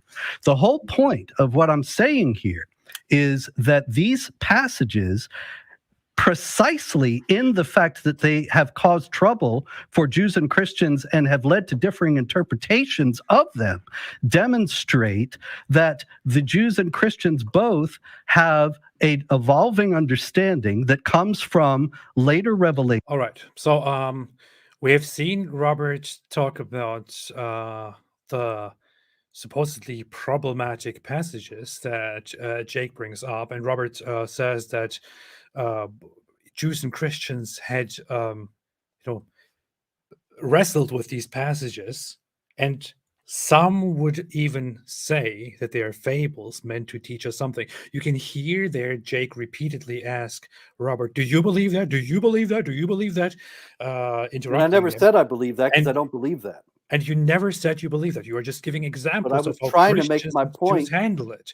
And I yet, was trying to make my point and to finish my point before he ran all over it and twisted it even farther than he already had. If anybody's interested, there's a full explanation of this question that I wrote the other day after this thing because they were lying about it so much. And AP, if you can go to Jihad Watch at some point, I put it up on the screen at I guess you wouldn't see this. It's not on the front page. I don't know how to get you to see this. you can send me a link to it in the. Send you a link. Wow, I never thought of that. There is a private how do I chat send here. you a link? Private chat. Here on StreamYard, there is on the right hand. There's private. Look at on that private chat. chat. Wow, I Yeah, love yeah, this. Yeah. How it's do you amazing, like right? that? I didn't know any of this. Oh, There it private is. chat. I want to use this. He's going to type some. Okay, I sent you the link anyway. Okay, got it. I sent you a message. And so there's the full explanation. If anybody's interested, they can go and read the full explanation of this issue. In the middle of the guy interrupting it 20 times, it's difficult to get the whole thing explained. And also, it's just so far beyond them because they read the Quran, and the Quran is just the single literary form of Quran is rant. In the Bible, there's history, there's poetry, there's prayers, there are various different kinds of things. It's not just one extended rant like the Quran. And so you have to understand that there are various kinds of writing that you're dealing with. Anyway, it's all explained there. Yeah, but so the essence of the issue here is the Muslims, many of them, immediately after the podcast episode, claimed that that Robert Spencer threw his own Bible under the bus. He declared that it contains fables. He declared that it's basically a joke. He said, "Don't believe anything the Bible says." He said he compared it to I don't know, Snow White and whatever it is. He made all kinds of weird accusations, weird interpretations of what you said here, despite the fact that all you said, as we can see here very clearly, is that Christians and Jews handled these things differently, and some have even interpreted it as fables meant to teach a lesson on conduct. But they didn't pay attention to the topic at all. They didn't pay attention to what you're saying at all, or they did not want to pay attention. Right. They just want to get their gotcha quote, and they thought they had it. And so they're running with it, even though it's not actually what I said, because we didn't give them any gotcha quotes. So they had to find something they could run with. And that's all this is. That's interesting. By the way, David also used the private chat, which Robert professionally uses to send me a link. David used it instead to say AP is a loser. Are you working for Daniel Hakikaju now? Yeah, he works for Daniel Hakikaju. Yeah. So that's that. Should be killed. We did answer. I deserve to be killed because I left Islam and became a Christian. According to Islamic law, an apostate like you would be killed. Yes. Okay, thank you. And according to the Bible let me. This is a follow. Look, Patrick is just nodding there. And did you see Daniel Hakikaju is laughing? He thinks this is great. If Rashid were put to death, he was watching with popcorn. Yeah, he's laughing. He finds it hilarious. Yeah, he loves it. Yeah. I have plenty of footage of him saying similar things, even more messed up things to others, and then just chuckling over it. And really a demonic individual. It's incredible. There's something really, really, really wrong with this guy. I asked him the very same question. I asked him what should happen to me as an apostate, and he said death, kill. Yeah, that's it. Simple as that. He has no issue with any of these things. I asked him, I even asked him at one point if his own kids became apostates or gay or something like that, would he also want to hand them over to have them executed? He said yes. So, well, I one thing, hindsight is 2020, but one thing I should have asked him during the show, didn't think about it until just this second, was about his parents, because Patrick was very happy to talk to him before the show about that they both are from Iran, and they were like great pals because they were both from Iran.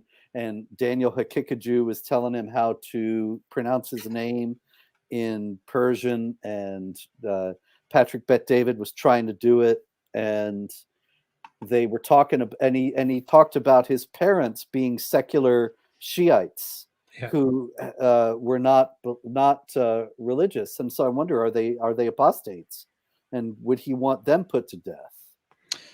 I know for a fact that that he is surrounded with people from his relatives and all that who are not even Muslims, who are. So does he want to kill all his relatives? Probably. It's an interesting question. He probably wants them all killed. I mean, Apostate Prophet. Let's look at this. I think I sent him a super chat here in his debate with Harris Sultan. It says, Daniel, under Sharia, should homosexuals be executed if your own child openly engaged? Watch the debate that I had with you, A-Puss. He's asking, so this apostate, I debated him already, and all of the questions we discussed in his debate, he's rehashing it. This is ridiculous. What kind of moderation? He did call you A-Puss. Purposely just exclude questions to favor a particular debater. So why not? This is your channel. Why not? Because I don't want to favor a particular debater. You're the first person out of 600 debates that we've hosted that's asked for this. Have you ever had? Okay, have you ever had? I forgot about this. This is so funny. He gets angry because I sent questions of doing that debate. Oh, that's great. And he starts fighting with James because of this. Ever had We a can't give you previous special treatment on debater this. come into the chat and try to overtake the Q&A? He's asking questions. If he wants to ask a I lot mean, of did you have questions, that? I don't think that's unfair. No, Like, I don't think that's So don't against the tell me rules. that it's unprecedented that We'll I have a jump- problem with this. We're not- Well, it's so we're gonna unprecedented jump- to we're have gonna a keep previous going. debater come and We're- hijack the chat. It's not. Oh, I Look at Harris. I took care. I took We care read of them in the order that Apis. they come Okay. in. So I my mean, I don't answer to understand the when my I actually answer try to to respond Apis. to you, you try to speak over me. I'm just giving you a response. Am I like? Do you not want people to hear my response because you know it's better than yours? It said, Daniel, if you're This was the first time that I saw James like angrily express something like that. He's always very nice. own child openly engaged in sexual interactions with the same sex, would you want your child to be executed in your ideal Islamic system? If my own child, do I want my own children and family to be subject to the Sharia? Yes. Gotcha. This one coming. And So we he- are proud of that. Yeah. We're proud of that. Yes. Oh yeah. That is Daniel Hikikuchu. I forgot how entertaining that video actually was. This is funny. Yeah, I'd never seen that. Yeah, that's great. I hadn't either. That's funny. Anyway, let's see. Zagra said, did you gents see PBD's podcast with Tate? Can't decide if it is worse than Tucker's episode with Tate. PBD is a big time grifter to whoa. You can't say that. This is very rude. Very, very rude. We can't say such things. We don't do that. I thought he actually, he was generally fine. It was just his naivete in regard to what was being said and the idea that we could still build bridges. That was the big problem. I think he was grifting very hard, actually. Although I now think when he I was see watching- this, and I see him not even react when Daniel Hakikaju says, yeah, we want to kill the apostates, and starts laughing. That is disturbing. Yeah, that's yeah, I was totally, I mean, I was fine with the way he moderated that discussion. Similarly, like similar idea in the sense of, hey, why did he go on with his bridge building after there were some pretty good reasons to end that? Well, And who it else is seems going like to build the it's- bridges? Yeah, it seems like he just had that set in his mind, and that was what was on the notes, and so he had to go to it. And so instead of adapting, he just stuck with it. Yeah. But what was being pointed out there is, with Andrew Tate, who is a prolific sex trafficker who's been charged with rape and sex trafficking, and they're being investigated for, I think, trafficking minors now and so on. So it's ongoing, and they're saying this trial is going to take years and so on. And Patrick is just throwing him softball after softball. Tell us more about how great you are. How did you become so great? How did you become so amazing? Oh, you're just great. And that's basically it's basically an entire podcast of But PBD, David, don't of you know Andrew that- Tate explaining why he's so awesome?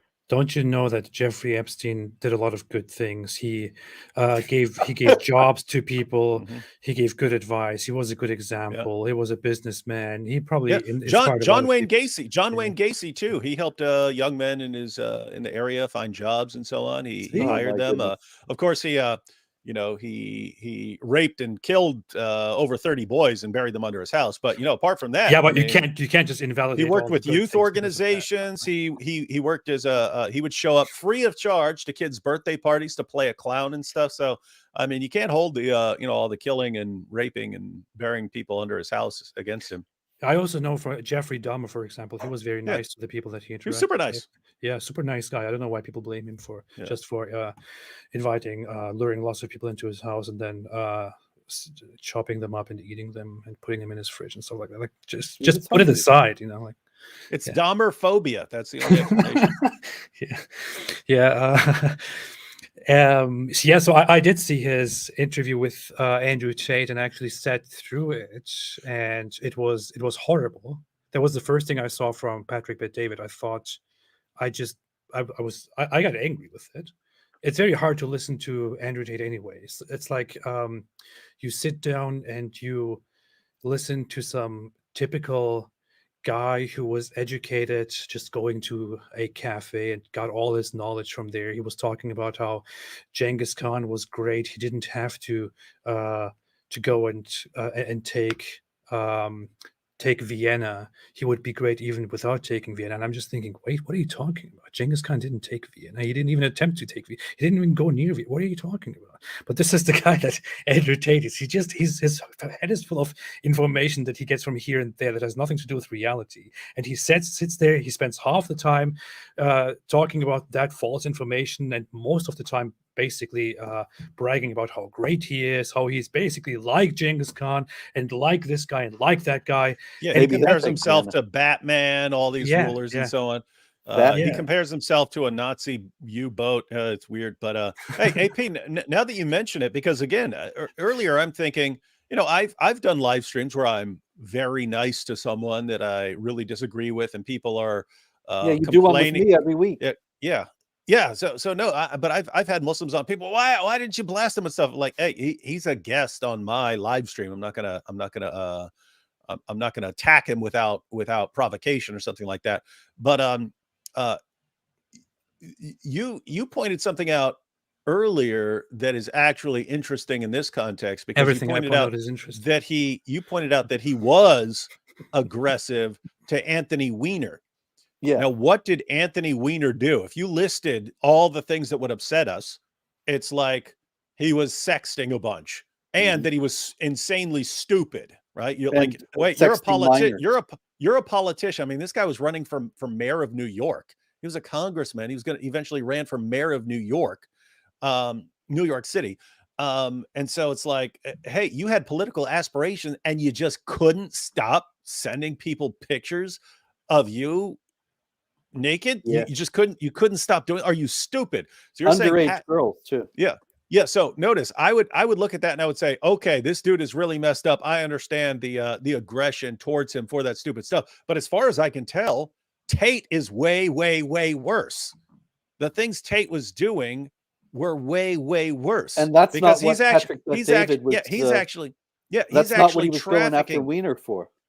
Yeah, so he's actually trafficking. Tate is actually trafficking people, having sex with the minors, not just sending the pictures, having sex with minors, and he's the hero. He's the hero of the world, according to PBD. But remember, he was going after Weiner about the Clintons and the Clinton body count. Oh, I have no idea. That is the Clinton death list. All the people who've committed suicide who worked for Bill and Hillary. That's what he was going after him about. If he asked him about his own activities, that was not in the clip I saw. I don't know. I didn't see the whole thing. Hey, Robert, I once posted a video. Down with the whole Weiner talk. I once posted a video of my cousin Eric, who had an encounter with Anthony Weiner in Central Park. He said he saw that Anthony Weiner was on a bench behind him, and he's talking to his buddy in Central. My cousin Eric is talking to his buddy. And so he kind of points like this and says, "Hey, it's Anthony Weiner." He said all of a sudden his friend looks like shocked. And so he turns around and Anthony Weiner's like right in his face. Right. But the way my cousin's telling the story, he goes, I turn around, Weiner in the face. Right. And so he's telling the story like that. And he's saying, he said he kind of froze because he was surprised that Anthony Weiner's like right in his face. And so he doesn't say anything. He just looks at him. And then he says, Anthony Weiner goes, "That's what I thought." And he starts walking away. And he's like, this is Eric. This is my cousin. He says, he says, "That's what I thought." So he knew these guys, he knew my cousin was talking about him. So he goes up to him, like starts something. And then my cousin doesn't say anything. So Anthony Weiner goes, "That's what I thought." He starts walking away. And my cousin, who's from West Virginia, like me, I don't know how he let him get away with that much. But he says, as soon as Anthony starts walking away, he goes, "Hey, Carlos, aren't you a little close to the school?" Right.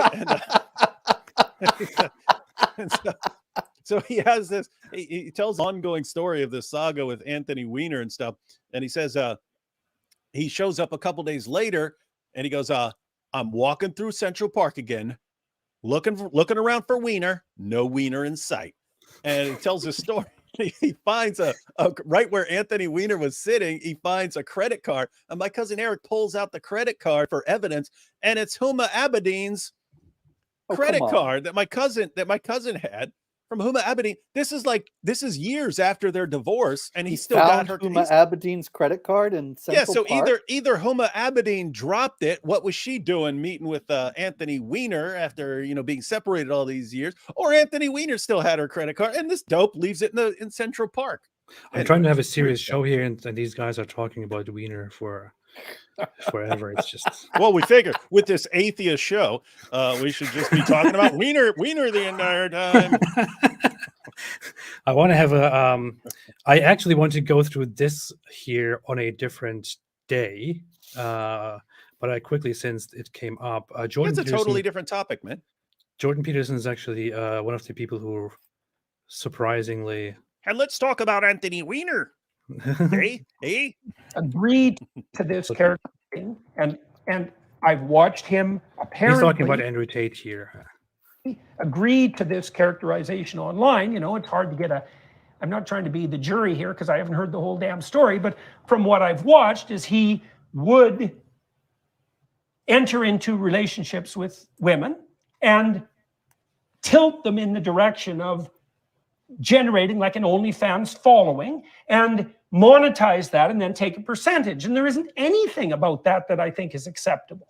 You know, and you could say, well, you know, women are the captains of their own soul, and if they want to monetize their own attractiveness, then what the hell?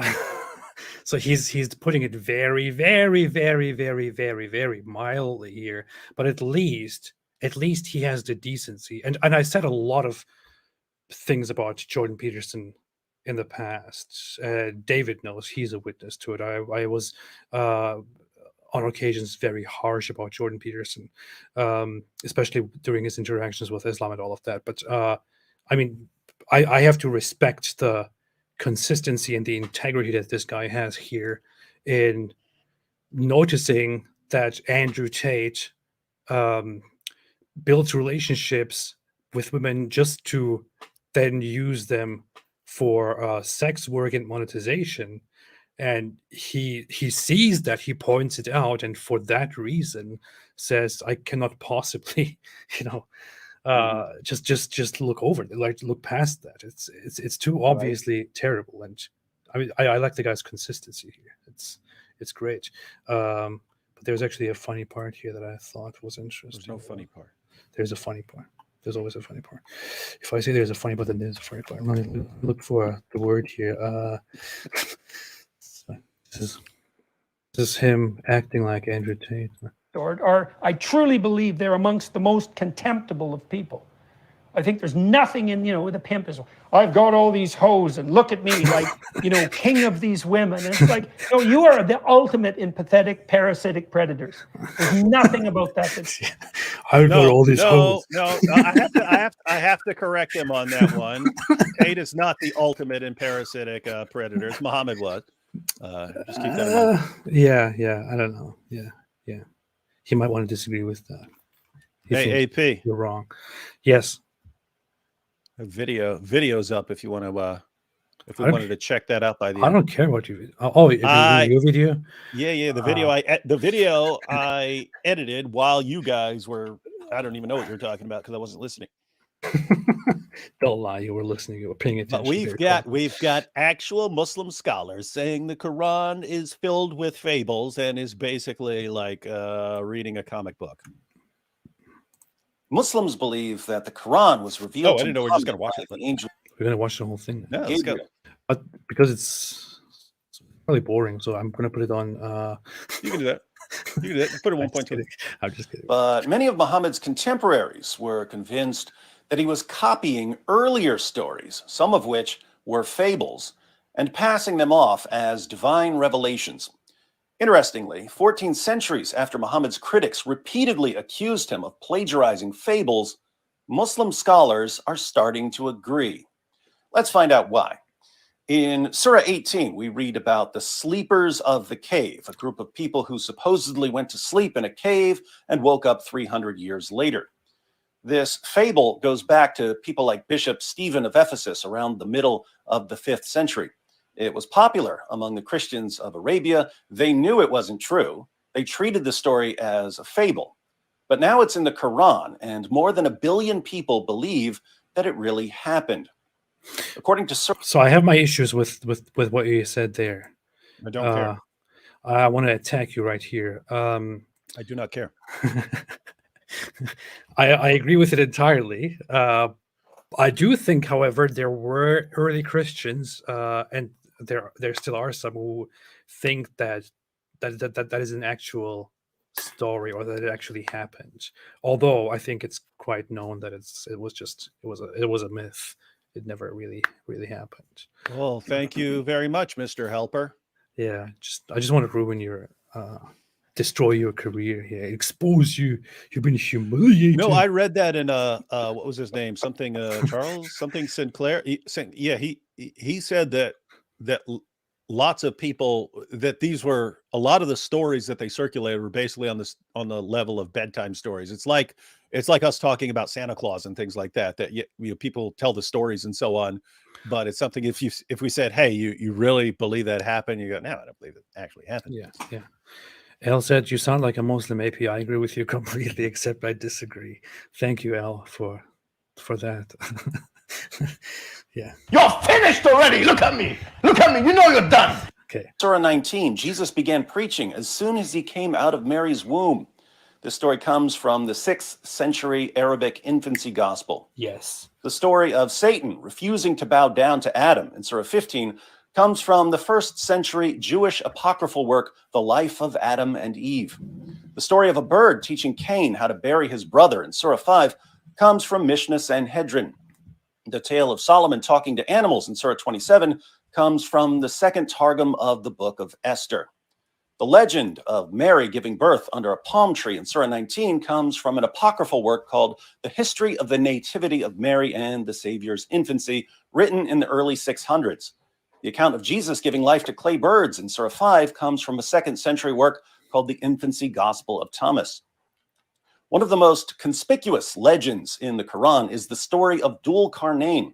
In Surah 18, Allah says that Dhul Qarnayn traveled west and found the place where the sun sets, traveled east and found the place where the sun rises, built a big wall to keep out the hordes of Gog and Magog.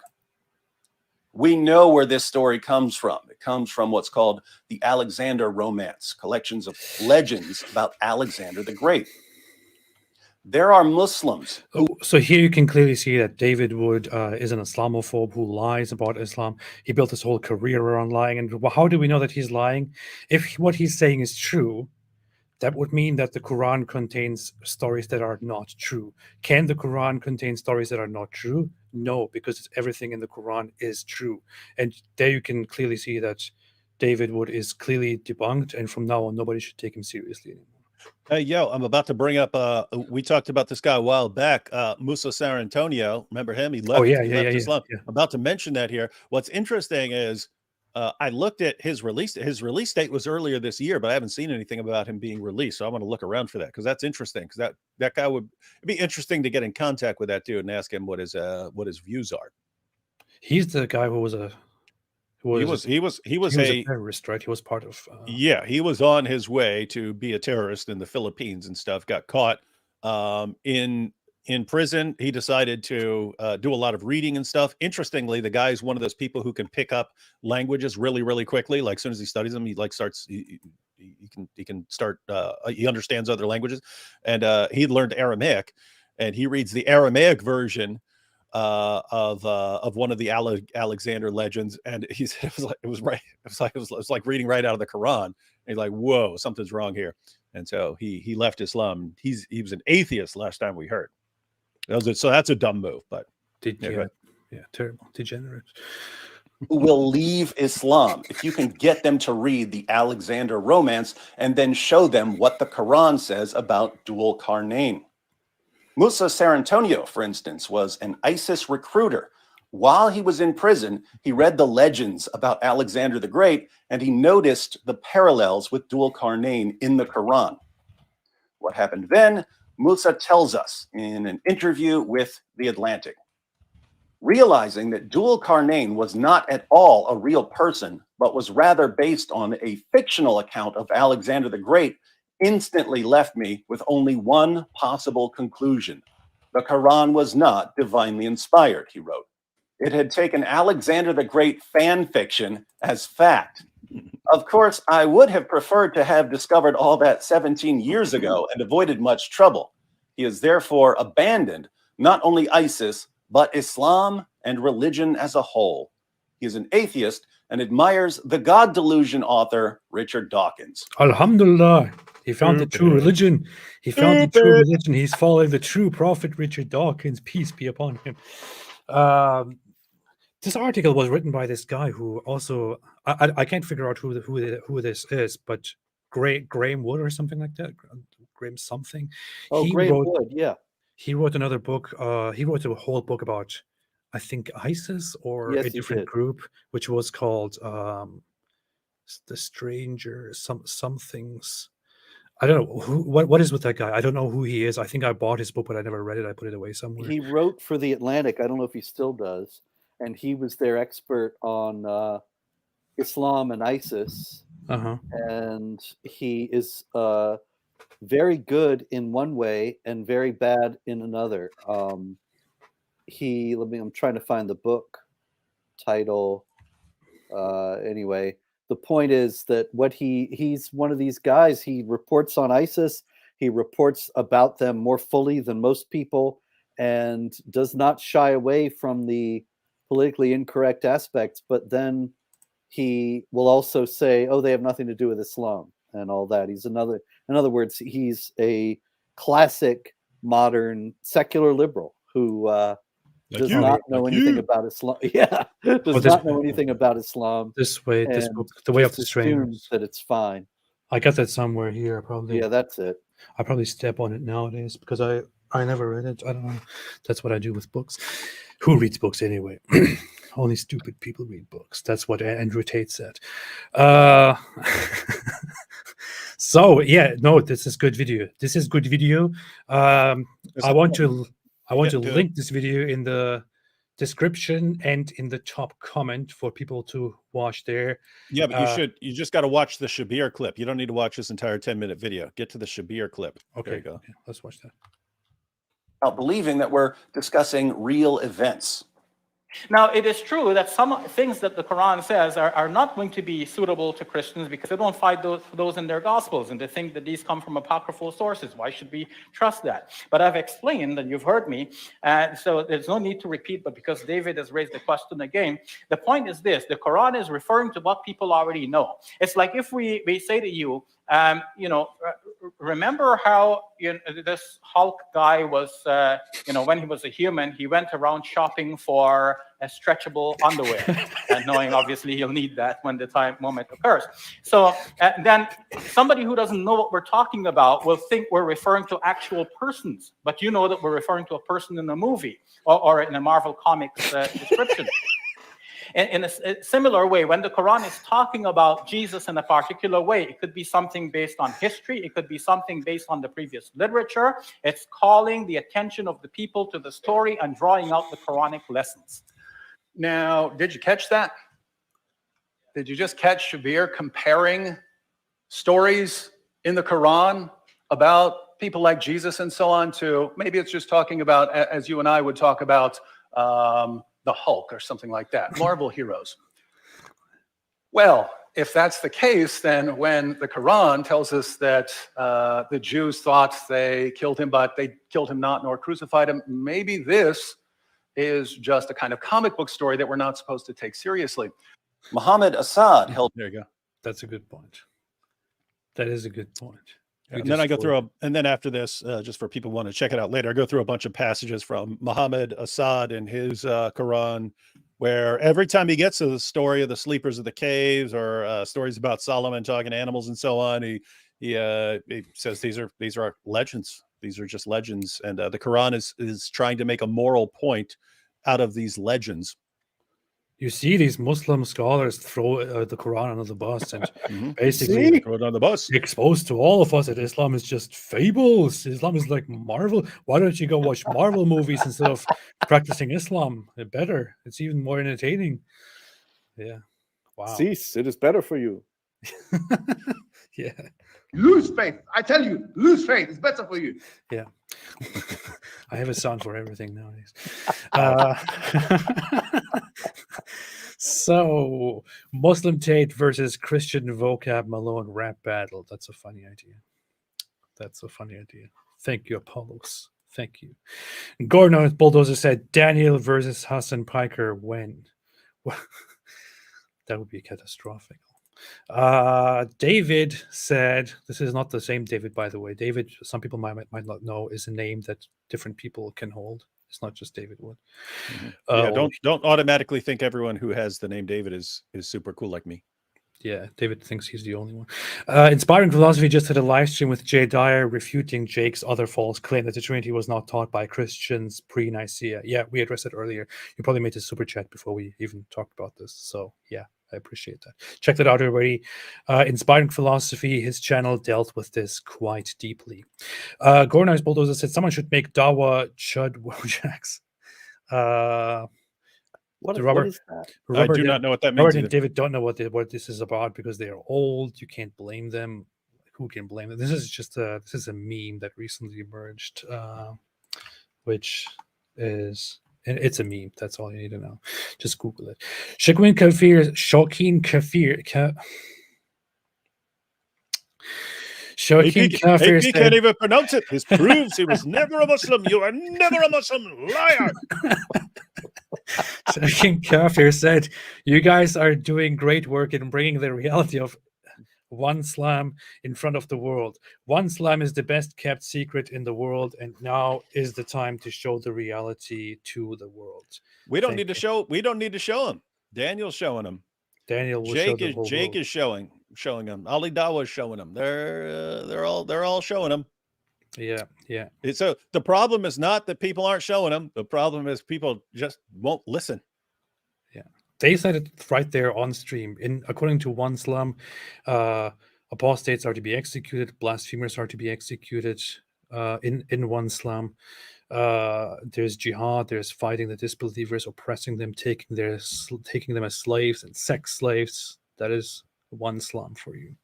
I don't know why this person types One Islam instead of Islam, but it's kind of weird.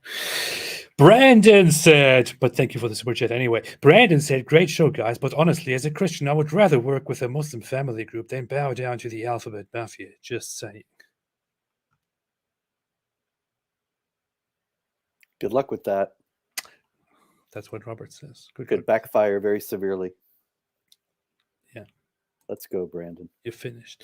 You should invite James Lindsay on sometime soon. This is so many times James. I don't even know who James Lindsay is, but who is mentioned James? So I have no idea. Some guy on Twitter, I think. I don't know. I'll check it out. It's probably this person just promoting himself. Probably. No, I know that there's an account on Twitter named James Lindsay that catches quite some attention, but I have no idea who that is and what that person believes in and why I should do that. Interesting stuff. Yes, sir, Mr. Research. PBD's mindset equals enemy of my enemy is my friend. Maybe so, yeah. Okay, but it doesn't even make sense in this case. Because he should recognize that the very people that he then takes as friends are the ones who actually consider him and his culture the enemy. And he fails to see it because he just sits there and just nods without listening to what is being said. It did look like that, didn't it? He sits there and just ignores the fact that these guys say, hey, you know what? If we guys take over and we want to do that, and we will do that, we will enforce our system to hell with your values, and we will do this by force. And if you resist, we will kill you. And the apostates, we will kill them too. You know, we will take care of your problems. We will just kill everybody. And he's like, interesting. Let's find common ground. Let's talk about Dylan Mulvaney now. Robert, did you ever notice that the way you pronounce his last name sounds like Hakika Jew? No, it sounds like Hakika Jew. That's what he sounds like. He's saying. Jew. Yeah. Yeah, but that's just what his name sounds like. Isn't that what his name is? It's Hakika Jew. Hakika. Oh, it's Hakika Jew. Hakik. Oh, it's Hakikaju. It's not Hakikaju. It's Hakikaju. Got it. Yeah, that's what it is. No, I think it is Hakikaju. Like it's supposed to be. He's just telegraphing his anti-Semitism. Yeah, it's he wants to brag about what he wants to do, but you can say if you say it's actually my name, that Hakikaju. I think it is in Persian. It is supposed to mean truth seeker or truther or something like that. Hakikat means well, truth. That's how they seek and truth. They kick yeah, a Jew. Yeah. What would it mean? What would that mean in Turkish, AP? Same thing. Same thing. Kick a Jew. Mosh Cohen said, "Don't mind me, just your weekly Mossad money. Thank you so much. Thank you. Say hello to my my boss at the Mossad. I'm trying to do my best here. Unfortunately, this whole last week I was a little bit disappointed with my employers because they delivered arms and supported Azerbaijan and basically committing what is very close to ethnic cleansing of Armenians. But nevertheless, I'm only doing all of this for money from Israel, so I will respect them anyway. But thank you.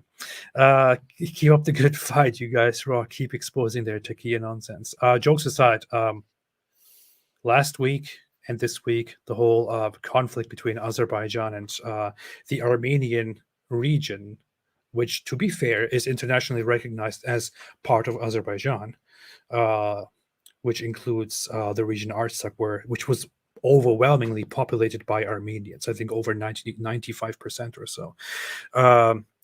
The government of Azerbaijan, with the help of Turkey and also supported by other states and supplied by Israel, went there and basically cut off their supplies, employed this strategy to starve the population there, to leave them desperate, to then go in and take over and declare, you guys are not autonomous, you guys are not Armenia, this land is our land, this is Azerbaijan, and we will take it back and we will rule here no matter if you like it or not.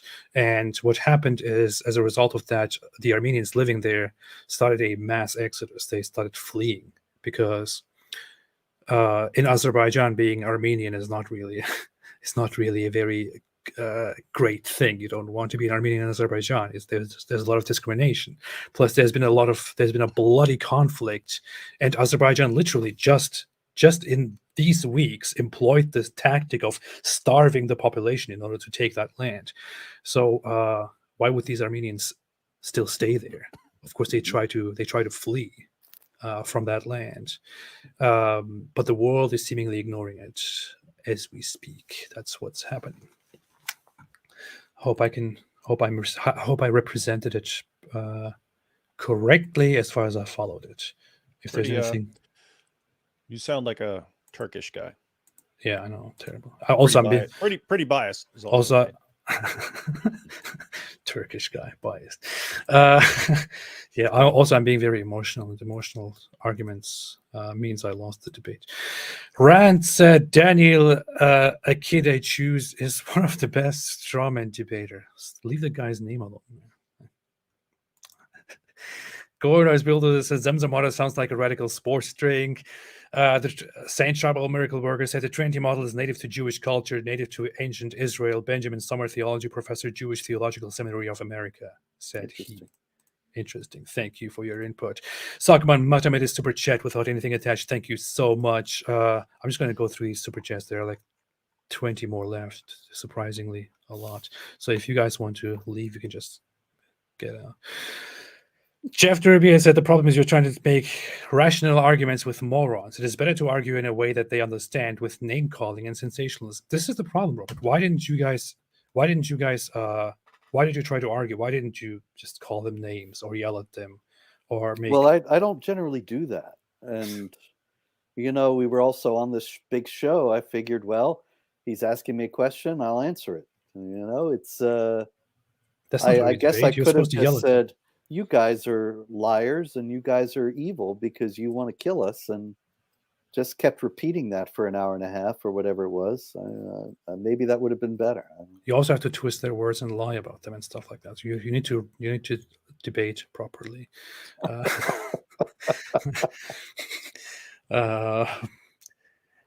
Sarat said, "Do you think if PPD knew that Daniel was a pedophilia promoter, he would have had him on his show?" Yeah, I don't see why not. He might have known. We don't know what he knows. I mean, he was cool with a sex trafficker who's accused of rape and sex trafficking minors, even. So, well, yeah, what's the problem? Yeah, as long as he has a good message and he's articulate, what's the problem? And he's against LGBTQ. Yeah. I mean, he could be a serial killer, serial rapist. He could have chopped up bodies in his basement. Who cares? At least he has he is well spoken and has a good message and is also against LGBTQ agenda, just like us. That's all that matters. Yeah. Did you listen to Damariat last time? I swear I didn't, but I will note it down and I will look at it now after this live stream. Not me. Now he's nagging. Yeah. I don't even know what Damar is. I don't know either. Nobody knows. I'm just pretending that I'm actually engaging with that. I will completely forget about this as soon as this is over. Renee Mohan with a super sticker. Thank you so much. Tanzil Musladin said, AP and David, you should make more debunking videos like on Saif Talks video. And there is hadith that says Arabia will become green again. And now this is happening. What do you think about this? It's a miracle. Yep. No way around it. I haven't looked into that as much as I would like to before I address it, but I know what you're talking. I know that there is a hadith which supposedly addresses such a thing. I don't even know the grading of the hadith. I don't know where it is. I really didn't look into it enough to actually talk about this. So, but it could be an interesting thing to address. And David basically says the same thing as me. No, I'm converting. What do you want to? David is going to take the shahada after the show. Zhong Shina said, "What are your top 5 worst Quran verses? Can be most evil or most idiotic. There's nothing idiotic in the Quran. It's the best book ever. Going to note them in my critical Quran." Robert, you first. Okay, how about 551, which actually cuts against the whole idea that Patrick Bet David was trying to establish. Don't take Jews and Christians as friends. I was going to say that a few times. I don't think I ever got it out in the middle of all the maelstrom, but yeah, there's a fundamental hatred there that is also in 582. You've got the Jews and the polytheists are the worst enemies of the Muslims. The 98.6, the unbelievers among the people of the book, which is basically Jews and Christians who didn't accept Islam, are the most vile of created beings. Then that's 3. You've got 929, which is fight the Jews and Christians until they submit and pay the jizya. And 839 is pretty bad. That one is fight until religion is all for Allah, which means endless war, really, until everybody is a Muslim or dead or subjugated, presumably is still an option. That's 5, I think. Those are just offhand, though. There's plenty of other bad ones. David, I mean, I would probably have a couple of those as overlap, but if I were to give different ones, is it 3353 with let me just check real quick so people know. I think it's 3353 that is the one about not bothering Muhammad. I was going to mention that. Oh too. yeah, that's the one. Yeah, so that one.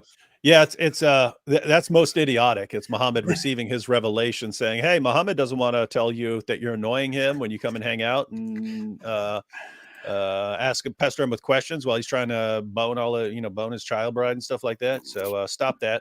He's not going to tell you, but Allah will tell you through Muhammad, the guy who won't tell you." So there's that. As far as evil 65.4, which promotes sex with prepubescent girls.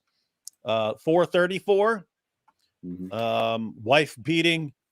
Along those same lines, there are a collection of these passages, but 424, if you read it with the relevant hadith and you know the historical background, you don't get the full picture of what 424 is about unless you know what the question was that was being asked. And so if you read Sunan Abu Dawud, Muslims already knew that they could take women as their sex slaves. You capture a woman in battle, you can take her as a sex slave. But in previous battles, the men had been slaughtered, so they're taking women whose husbands had been slaughtered, and they're taking them as sex slaves. So they already knew they could take them as sex slaves.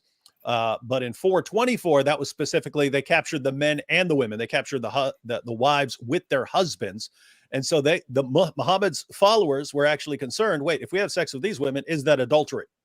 Is that adultery? We'd be having sex with married women.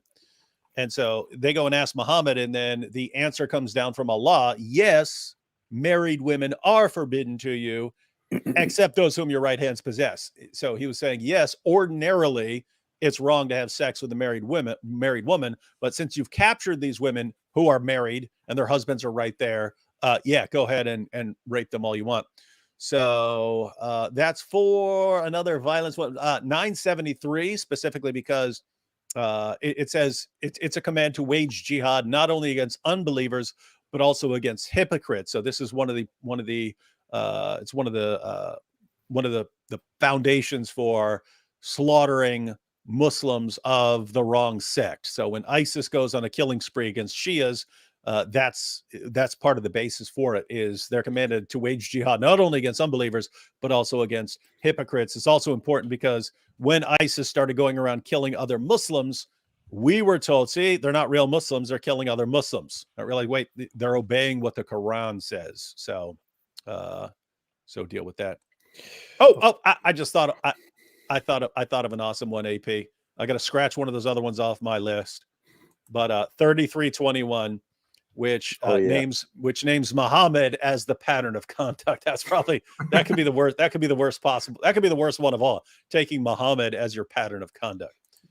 Sorry, I snuck 6 of them in there. That's fine. Of course, What David had to. What are you gonna do? Sue me? David had to give a 2-hour answer to a question again, as he always does. What can you expect? This is just how it is. Well, I figure you let your live streams go on forever, so we're just going to be here for another hour anyway. So I might as well talk. Hey, that talk about Muhammad randomly, getting a revelation. It reminds me of this video that I once used when I made a video about the whole hijab issue, where Muhammad is asked about the women who go to the bathroom, and then he gets a revelation about it. This is a Turkish video. This guy is a very unpopular, I don't know if he's still alive, I think he's dead, very unpopular Sufi sheikh who declared himself the Messiah and more, and who lived in America for a while, and he died. I don't know. But this is a funny video of him receiving a revelation. Bana lütfen cevap verebilir misiniz? Davetim kabul olmuş mu diye?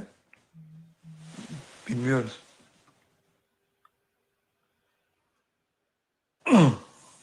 Evet evladım, davetin kabul olmuş.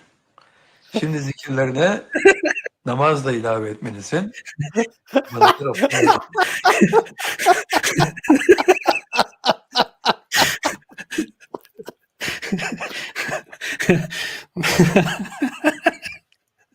I think that's how Muhammad looked when it. I know that's what I thought. That's probably how Muhammad looked.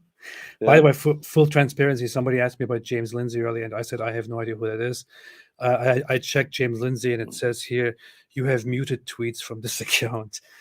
So wow. Sometimes I just mute random people when I see repeated things. You probably muted him because he's anti-communist. It says right there. And I don't even know who this is or what he stands for, but sometimes I mute. Very rarely I mute people where I think, okay, this is just too annoying, I don't want to read this anymore. And I just mute. So yeah, people probably do that to me, and that's fine. Well, he's anti-communist, which means he's anti-atheism. Yeah, which means he's pro-Islam. I don't know, something like that. The slippery slope has to continue. My top 5 Quran verses are 929 and 930. I see them as one.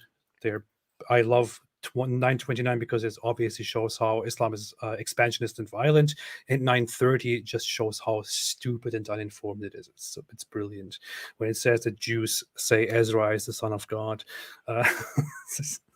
Fantastic verse. Well, it's funny because when you bring that up to Muslims, I've had Muslims tell me, and I think it was I'm trying to think of who it was. I think it's Tabari who said it. This might be referring to just one Jew or something like that, or one Jew who said it or something like that. But you go to the Hadith, and at the judgment, according to Muhammad, the Jews at the judgment are going to be asked, "Why did you worship Ezra?" And they're going to try and defend themselves. And it's like, wait, this definitely isn't talking about one random person who said it. This is the accusation against the Jews. You guys worship Ezra. You go to all of history, can't find one Jew who ever did this, but somehow it's the Jews in general who are guilty of this.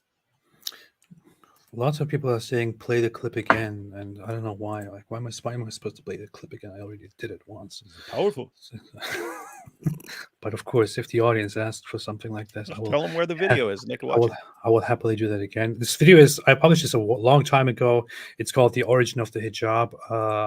I included that clip at the end of that. I look very like a child here. I've talk. So in here, you look like a little kid here, man. Yeah, I know. A little 14-year-old. Bana cevap verebilir misiniz? Tabiyetim kabul olmuş mu diye? Bilmiyoruz.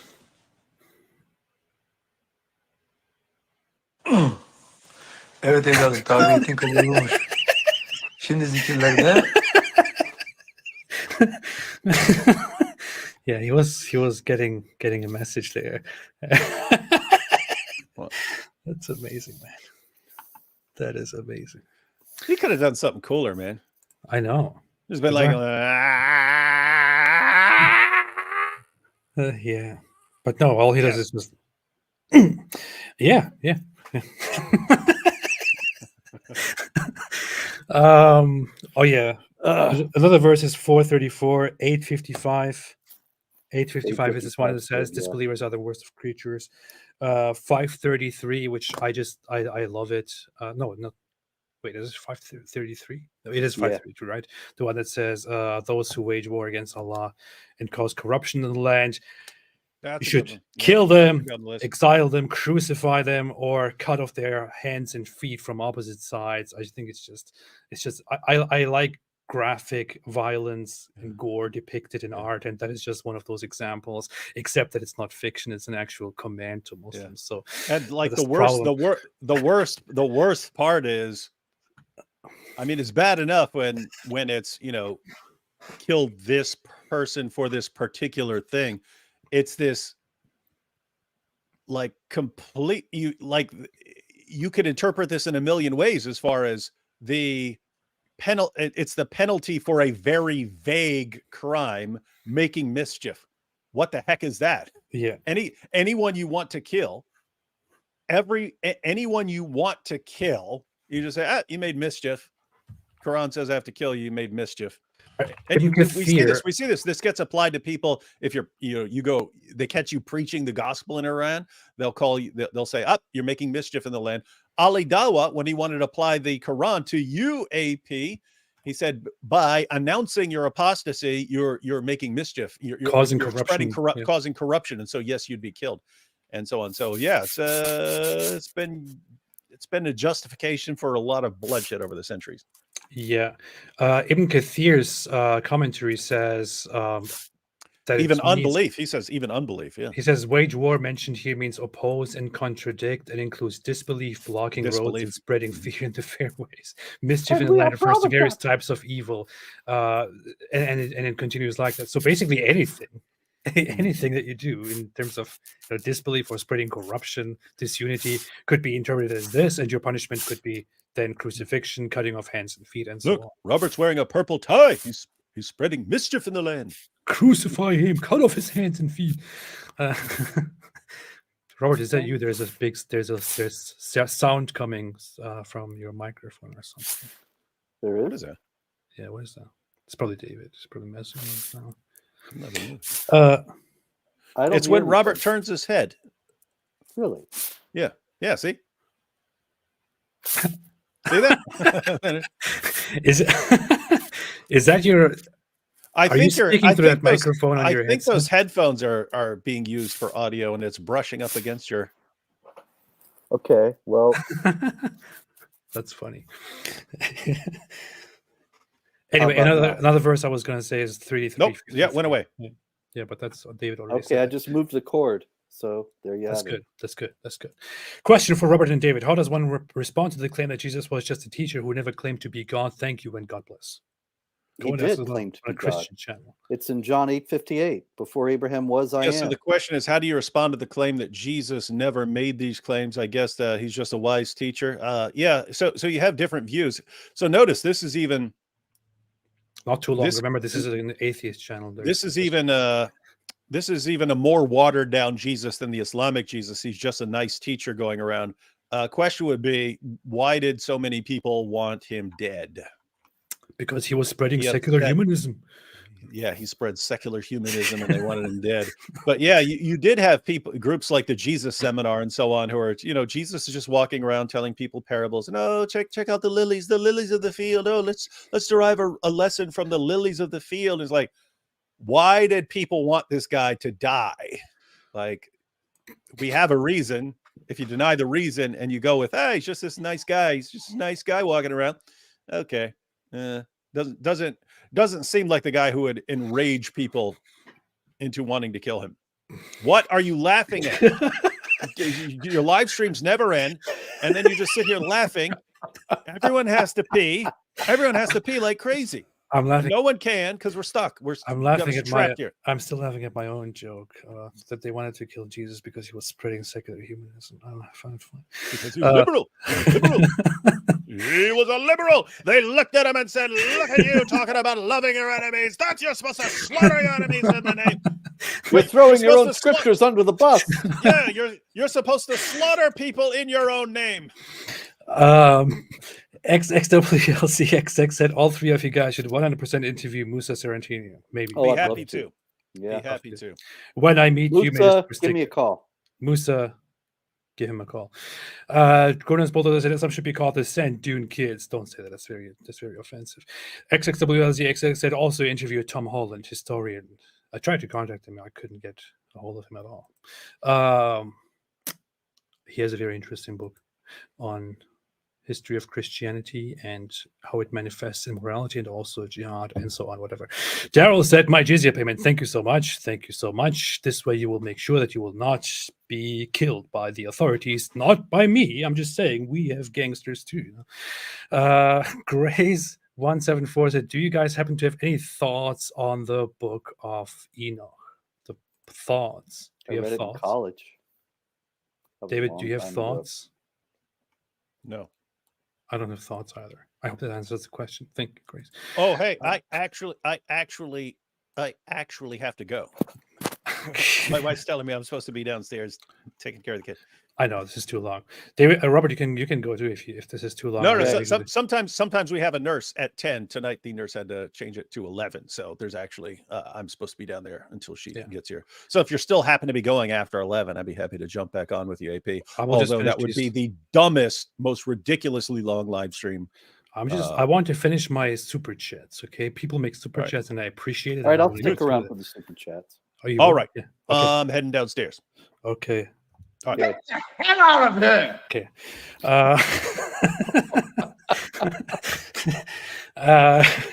Consider Islam said, you are great. Is it not forbidden in Islam to laugh? This show isn't halal anymore. It is not forbidden in Islam to laugh. I'm writing this book, Muhammad, a critical biography. I'm very excited about it. It's coming along great. And I just have been writing about some stories where Muhammad laughs so heartily that his back teeth are showing because he's just tossing his head back and laughing. And it's when several of his enemies are murdered. That's amazing. I would laugh. So this is something that he just loves, and he laughs and laughs. That's a fantastic occasion to laugh. I think it is very relatable. It brings all of us together. Any of us, if our enemies are brutally murdered, we would just find that hilarious and laugh. See, this is the wisdom you find in Islam. HG80 with a super chat. Thank you so much. Radical Moderate said, kids are sterilized, mutilated, robbed of ever having an O on an industrial scale. This is not just some man pretending he's a woman. So we can't unite with Muslims to stop this madness? Yeah, sure. The problem is that will not stop them from holding all the positions that Islam teaches about unbelievers. And so you are going to be pals and you're going to fight all this, great. But don't get any illusions that you're really going to be friends or that you're going to have some kind of lasting alliance, and watch your back. Yeah. So no matter what your view is on the societal change that is going on, and if you want to depict this as if this is like sweeping and taking over the entire world, and it's such a big problem that it's happening in every corner and all of that, no matter how you want to see it, even if it is that way, it just does not make sense. Okay, let's say you have such a problem, you want to deal with that problem, and then you really think the way to solve that problem is to align with that very group that is that is against your entire existence, Yeah. against the fundamental values which you want to defend, for which you are against these changes that are happening. You want to align with those who have been the enemy of your fundamental values all along because of this recent problem. How does it even make sense? That's Indeed. a very stupid solution, a very stupid way of approaching that problem. You are saying, oh look, on the surface, a lot of stuff is happening right now that is deriding and endangering these dearly held values that we have, these fundamental values that make us so wonderful, that make life so amazing here. Because of this, I have a great idea. I should partner with those people who have been wanting to destroy the fundamentals that I hold so dear forever. Man, brilliant. Genius move. What can I say? It's crazy. And a lot of people are going to have a rude awakening when they realize, oh, the Muslims are just what the Islamophobes said they were. And here we are thinking that we were all pals now because we're fighting this trans business with them. And it's just never going to go any farther. They will happily work with you. They have no trouble making alliances with unbelievers. That is no problem at all. It's all through history. Unbelievers have been helping them. You read my book, The History of Jihad. How did Tariq ibn Ziyad get to Spain? Ziyad get to Spain? He didn't want to use his own boats because he knew that the Spanish had defenses and would attack his boats if they saw them coming. So there was an angry Christian who was angry with the Visigothic leader of southern Spain, and he said, you can use my boats, because he wanted to get back at this King Roderick. And so he used his boats. And once they got over there, they took over, and he didn't do his friend any favors, and he didn't favor the group. They took over the whole country and had it for 700 years. And there are many, many other examples I can give. Yeah, to make a follow-up clarification, Radical Moderate said, OMG never said pals, use as assets. I don't know how to explain this to you, and I understand what you think and where you're coming from, but do you really think that you are the only one in that relationship who is smart enough to use that group to address a certain problem? First off, you are not the only one, because the other group has been doing that for a very, very long time and is using deception specifically to get what they want. Plus, a lot of people in your own circle and in your own culture don't even realize what you are trying to do, and genuinely are deceived by the Islamists, and genuinely think, oh, you know what? I had my reservations about these guys, but they seem to be very nice. They are so friendly to me. Maybe, we should come closer to each other. And good luck with that, man. Good luck with that. I'm sorry, but I think it's a very stupid idea. And especially as an apostate, there is no way that I can possibly sit here and think, oh yeah, you know what, that makes so much sense. Yeah. So much sense. Yeah. Let me befriend the people who think that you should be executed as soon as they get power, and see how you feel about that. But look how nice they are. Messianic Apostate said, Robert, was Daniel worse than Javad and Asadullah?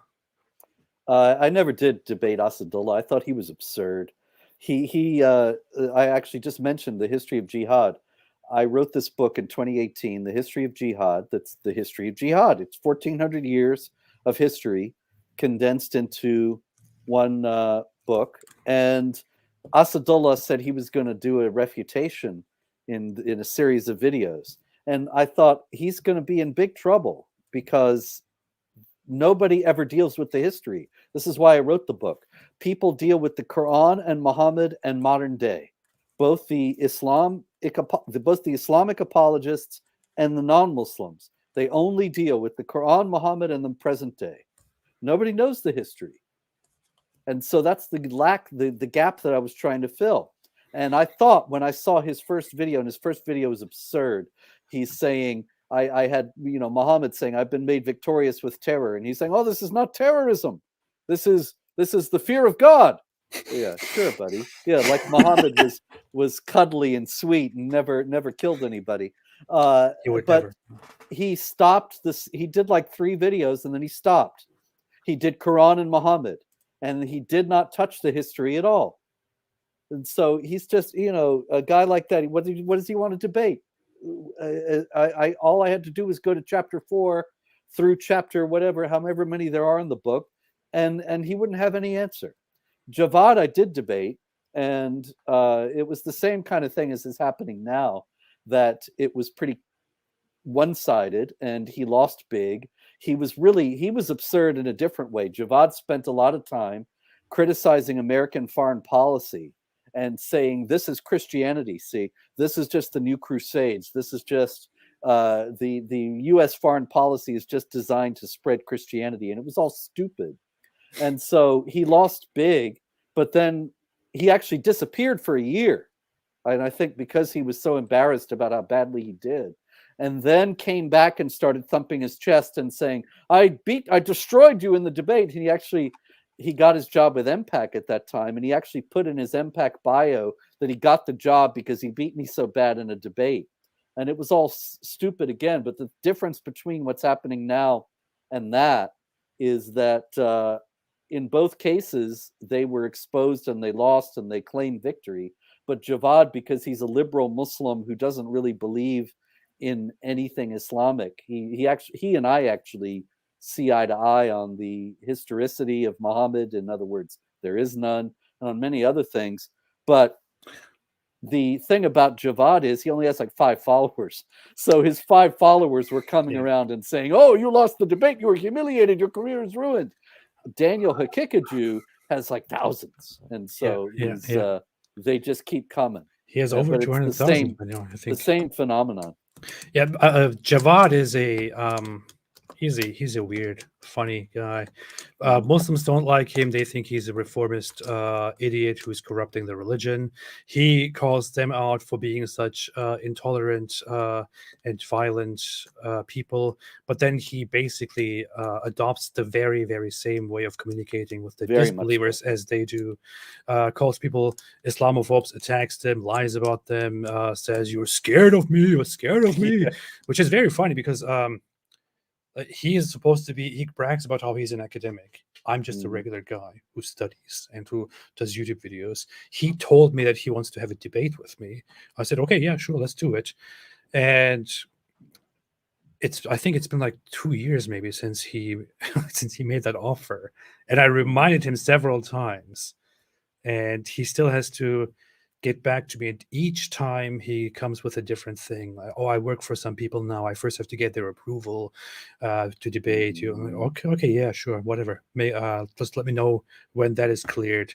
And then later it's like, oh, I want to focus on something else for the moment. But then I'm not saying that he's scared to debate me or something, but he clearly has a problem with addressing some things publicly, I guess. Oh yeah, I don't know. Well, his position is completely ridiculous. Mean, he was trumpeting this article by this Islamic scholar Joshua Little about Aisha, and it's the most ridiculous thing.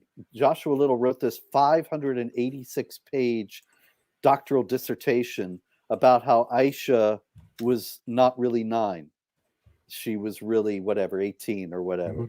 And so it's just classic Islamic apologetics, even though Joshua Little says he's not a Muslim, and he may not be. I don't know. and he is supposed to be doing academic work. But the crazy thing about this is that if you read the dissertation, which I have, and it's just, I couldn't believe it, because Joshua Little actually quite honestly dismisses at the beginning the historical value of the Hadith, which I also do. I wrote a book, Did Muhammad Exist? And it's clear that when you have these traditions that are 150 to 200 years after Muhammad, they contradict each other, and they're different versions of them, as I'm showing in the new book, Muhammad, A Critical Biography. There's no historical value to any of this. And Joshua Little says that. And he talks about the isnads, the chains of transmitters, and says those can be forged. They were forged. They were changed. They're different versions of the same story, where you have obviously somebody's substituting an isnad chain that looks stronger so they can make it look like an authentic hadith. And then he bases his whole argument on how Aisha was not 9 on criticism of the isnad chains of the traditions that say she was 9. And I think, buddy, you just said the isnad chains were not reliable and could easily be forged. Yeah. And now you are staking your whole doctoral dissertation on the idea that you can tell from the isnad chains that these stories about Aisha being 9 are not real. So it's completely self-contradictory. And it also destroys Muhammad entirely, because if you start to say that the Hadith are not authentic and the Sirah literature is not authentic, you don't have any Islam left. But Joshua Little is maintaining the self-contradictory tradition. And then Javad jumped on the bandwagon and said, you see, Joshua Little has proven that Aisha was not 9. And so the Islamophobes are exposed. And it's just the most absurd argument I ever saw. The first time I heard of Javad was when somebody was talking on Twitter about Islamophobia or something like that, and he said he said that there are genuine critics who approach the matter nicely in a balanced way, and then there are Islamophobes who don't know much and who just want to spew hate. And as an example to that, he mentioned Abdullah Samir, and like Abdullah Samir or not, but he's like the softest guy in terms of criticizing Islam. And I'm no fan of Abdullah Samir, but I do see that he's not some kind of bloodthirsty, fire-breathing attack dog. I mean, I can see that you would call me an Islamophobe who just spreads hate. I could get that. I thought you were going to say he was going to mention me. Yeah, or you. But going and mentioning Abdullah Samir. Well, do you remember, AP, do you remember Loon Watch? No, what was that? This is going back like 10 years or more, 10, 15 years. It was a site that was devoted to attacks on all the so-called Islamophobes. Yeah, he was there. He was the main guy who was the writer there, Danios. And so he was very vicious and dishonest then, and I don't think he's really changed. Yeah, Javad is an interesting character. AJ said, what do you think about more than 50,000 mosques closing down in Iran? Religion or politics? There's no difference in Islam. Religion and politics are all mixed up together. Yeah. And the people in Iran have had 40 years of the Islamic Republic, and they're thoroughly sick of Islam as a result. And only 40% identified as Muslims in a recent poll, because they've lived Islam. They know what it's like. They've gotten the real thing in 100% dose. They're tired of it. We've seen recently what happened when the population stood up and protesting. It was the Iranian government that started shooting at the own people and massacring them, doing what only other infamous regimes like China did a long time ago, for which they are known and hated, at least by those people who have a little bit of memory and integrity. But it is Iran that claims to follow these Islamic values and then imposes them so badly, because that's what Islam is. Otherwise you can't have Islam. Yeah. They terrorize their population because the Quran says to strike terror in the enemies of Allah. So that's the only tool they've got in their box. That's the only way they can fix the problem. Alhamdulillah, that's true Islam. Mush Cohen said, Azerbaijan is our bridgehead to Iran. We don't really have a choice here. We also supply Armenia. We tend to take threats to genocide seriously. I know you're speaking on behalf of the state of Israel. Much on. I support Israel 100%, but I think they're drastically wrong-headed to support Azerbaijan. It was lots of people who are pro-Israel, who are Israeli and quite, apologetic, have called out the terrible choices that Israel made in terms of the conflict and how Israel basically contributed to the oppression of Armenians in this conflict. So it's really shocking. But that's as much as I can say critically of Israel, because they are my employers. I do everything for the Jews.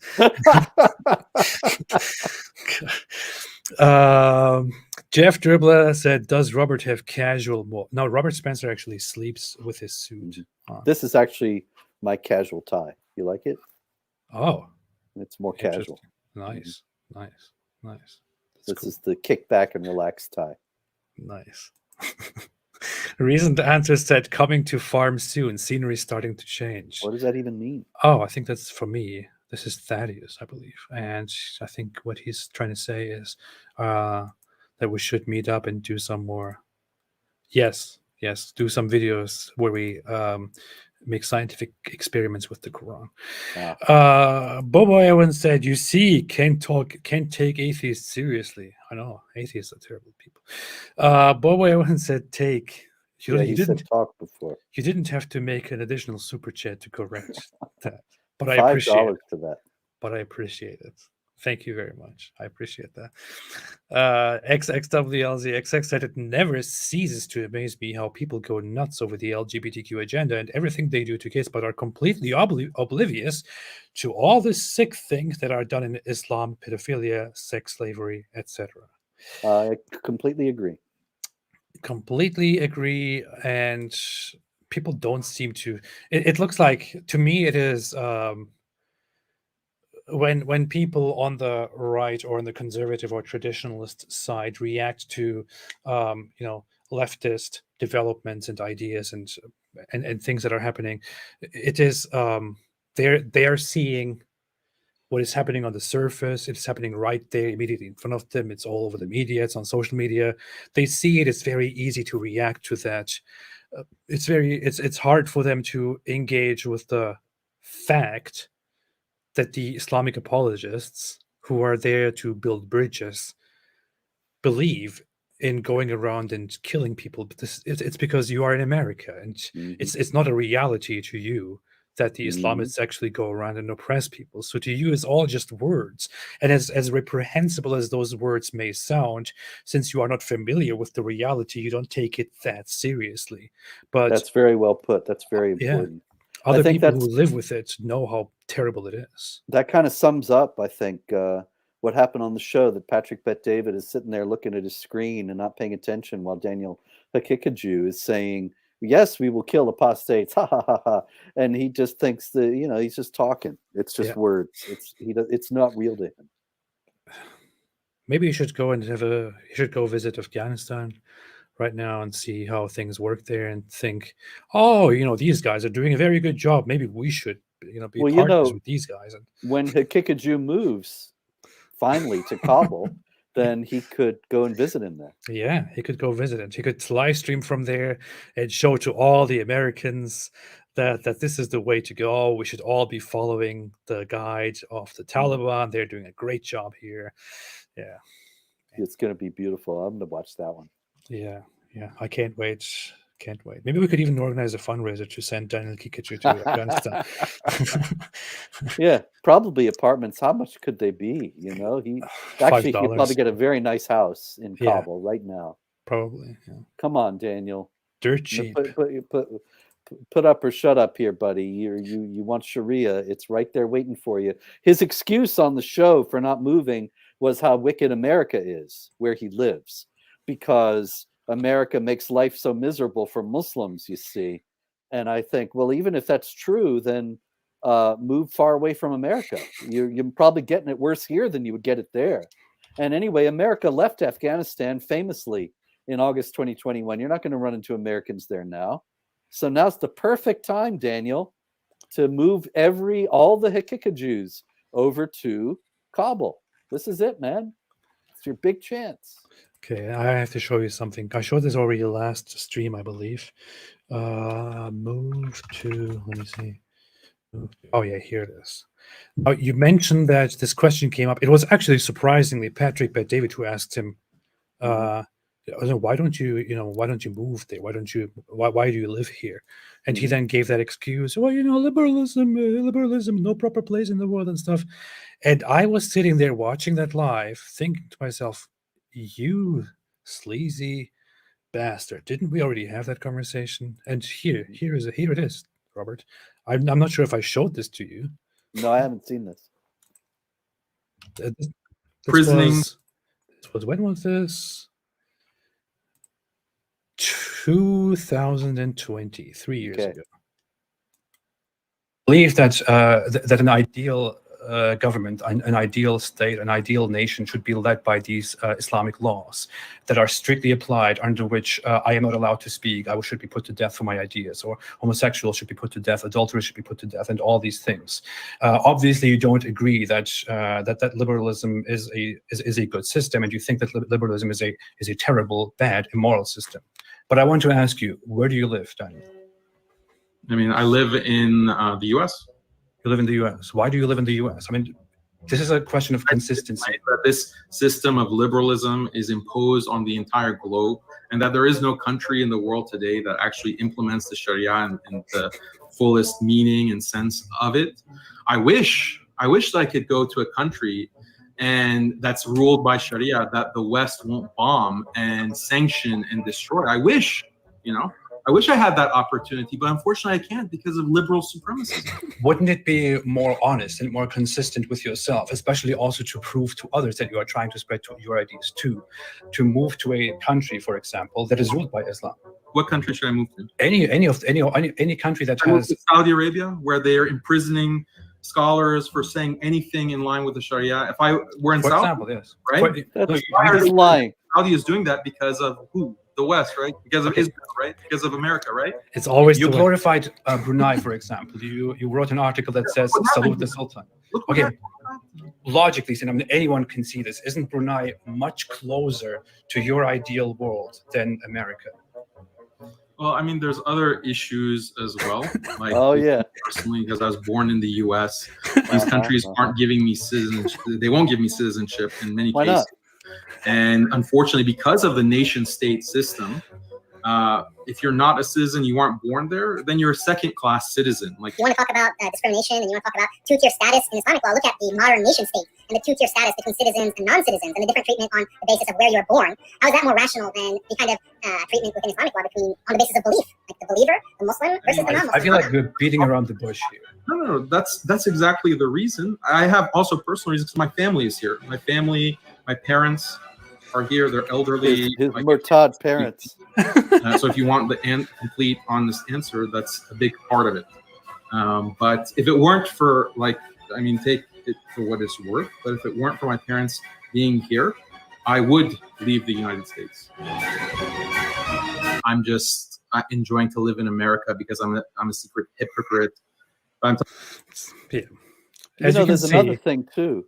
AP, isn't Islam supposed to be the antidote to secular liberalism? Of course. And yet everywhere in the whole world, even in self-proclaimed Sharia states, secular liberalism is so strong that there's no Sharia state in the world. So how, if Islam is so weak even in its own countries, how is it ever going to beat secular liberalism at all? Because secular liberalism is too strong. It's too strong. It's taking over everything. It's a behemoth. It is. Well, then Islam is not the antidote. No. But you see, right? The very first answer that he gave to me there 3 years ago is pretty much the answer he gave to Patrick Bet-David when he asked him, why do you live here? Why don't you move to an Islamic country?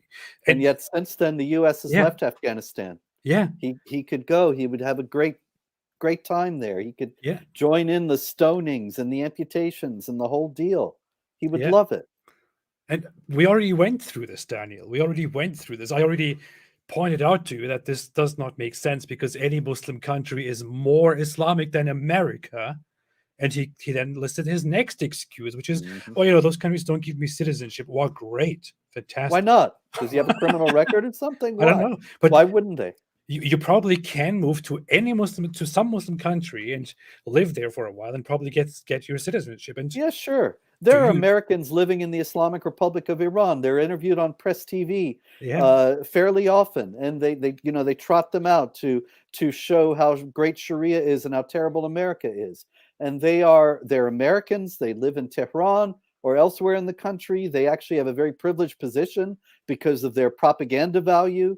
Daniel Hakikaju could join one of the. I mean, I guess he doesn't want to go to the Shiite state, even though it's his ancestral homeland. So, but I'm sure that the Sunnis would be thrilled in Afghanistan or Pakistan or Somalia, any number of places he could go and live under Sharia and be the poster boy for Sharia. The American Somalia would be great who went to live under Sharia because he loves it so much. Somalia would be fantastic. I think I recommend it for him to go there and to live there. There again, Mogadishu probably has very low rents. Yeah. Dirt cheap. You can just I can organize a fundraiser for $500. You can probably get a good house there. Absolutely, yeah. and live there. So when Patrick Bet David asked him, "Why do you live here? Why don't you move?" I feel like an honest Daniel Kikachu should then have said, well, because my parents are here and I want to take care of my parents, not because there is no proper Islamic country, because we already went through that, Daniel. That's obviously not the reason. But I suspect if we keep pushing him, he will come up with the next excuse. And the next excuse will probably be because there are no good restaurants in Muslim countries, and you know, there's no good food. There's no air. There are no I don't know. There are no gay bars and stuff like that. So I don't know, something like that. I don't know. I'm not sure what he's going to come up with. Yep. Gordon Bulldozer said, I suggest James Lindsay because he both against the woke stuff and far right stuff. He also is the most knowledgeable person I know regarding both. Yeah, I don't know anything about him, but I take your word for it, and I believe with my heart. Mosh Cohen said, not apologizing. I'm saying that we can't really afford to lose Azerbaijan at the moment. I don't like it at all, but we know there's a war on the way. Yeah. You know, appreciate your passion, Mosh Cohen. I've never been a fan of realpolitik, which is what this idea is. The idea that you have to make sometimes you have to make alliances with entities that are evil in order to bring about a greater good. On the other hand, I understand it. The United States allied with Stalin to beat Hitler. I don't like Stalin either, and I don't think that was a good idea. But arguably, if it's between allying with Stalin and beating Hitler, well, I see the problem. Yeah. And so, you know, I'm granting you your point, but I'm still not. I don't know. Maybe if they were more even-handed and helped Armenia out a little bit in view of the tremendous human rights catastrophe that has been unfolding there over the last few months, that would make a difference. But what do you mean, Robert? I clearly heard during the podcast on Patrick Bet David's show from Daniel Kikichu that you are in support of all the American war on Iraq and of all the things that America was involved in. Yeah, he's just lying again. You know, I've been doing Jihad Watch at jihadwatch.org for 20 years now, and this is actually around the time that I started it. But when I did start it, one of the things that I did was get an article from March 2003 that was in a print magazine. And it was online briefly, but then the print magazine folded. I don't even remember the name of it, but I put the article on Jihad Watch, and it's been there ever since for 20 years. There has been the first article on Jihad Watch from March 2003 says, it's not a good idea to go into Iraq, and we're never going to make it a secular democracy. And so the idea that I am in favor of the wars in Iraq and Afghanistan is refuted right from the beginning. You can find in the Jihad Watch archives numerous articles over the years while we were in Iraq and Afghanistan saying we should get out. This is crazy. This is wrongheaded. It's being conducted wrongly. And I was never in favor of those wars. So the people who claim otherwise, they're just lying. And of course, since Daniel Hakikaju is such an incredible liar, then it's not surprising he would say that. Well, I'm not sure if I'm supposed to believe you here, because obviously if Daniel Hakikaju says otherwise, then who am I supposed to believe about you, him or you? Exactly. All right. With that said, I think we have come to the end of this live stream, which is famously long, almost 3 hours. We're proud of that. And anything else you want to say, Robert, before we leave? I don't think so. I think I've said everything I could possibly say. I'm not even going to say a word tomorrow because I've said it all tonight. Fantastic. Fantastic. Yeah. This was a good stream. Lots of stuff cleared, but the issue is that to the Muslim apologists, none of this matters. They will just say whatever they want to say anyway. That's right. They always do. They always do that. Sick. You're sick. You're sick. Okay, I need some new sounds on here. Thanks everybody for joining, and thanks everybody for watching. Have a fantastic day. And as always, do what my dear friend Sajid Lipham wants you to do. Listen to him. He has the answers. Stay away from Islam. Stay away from Islam.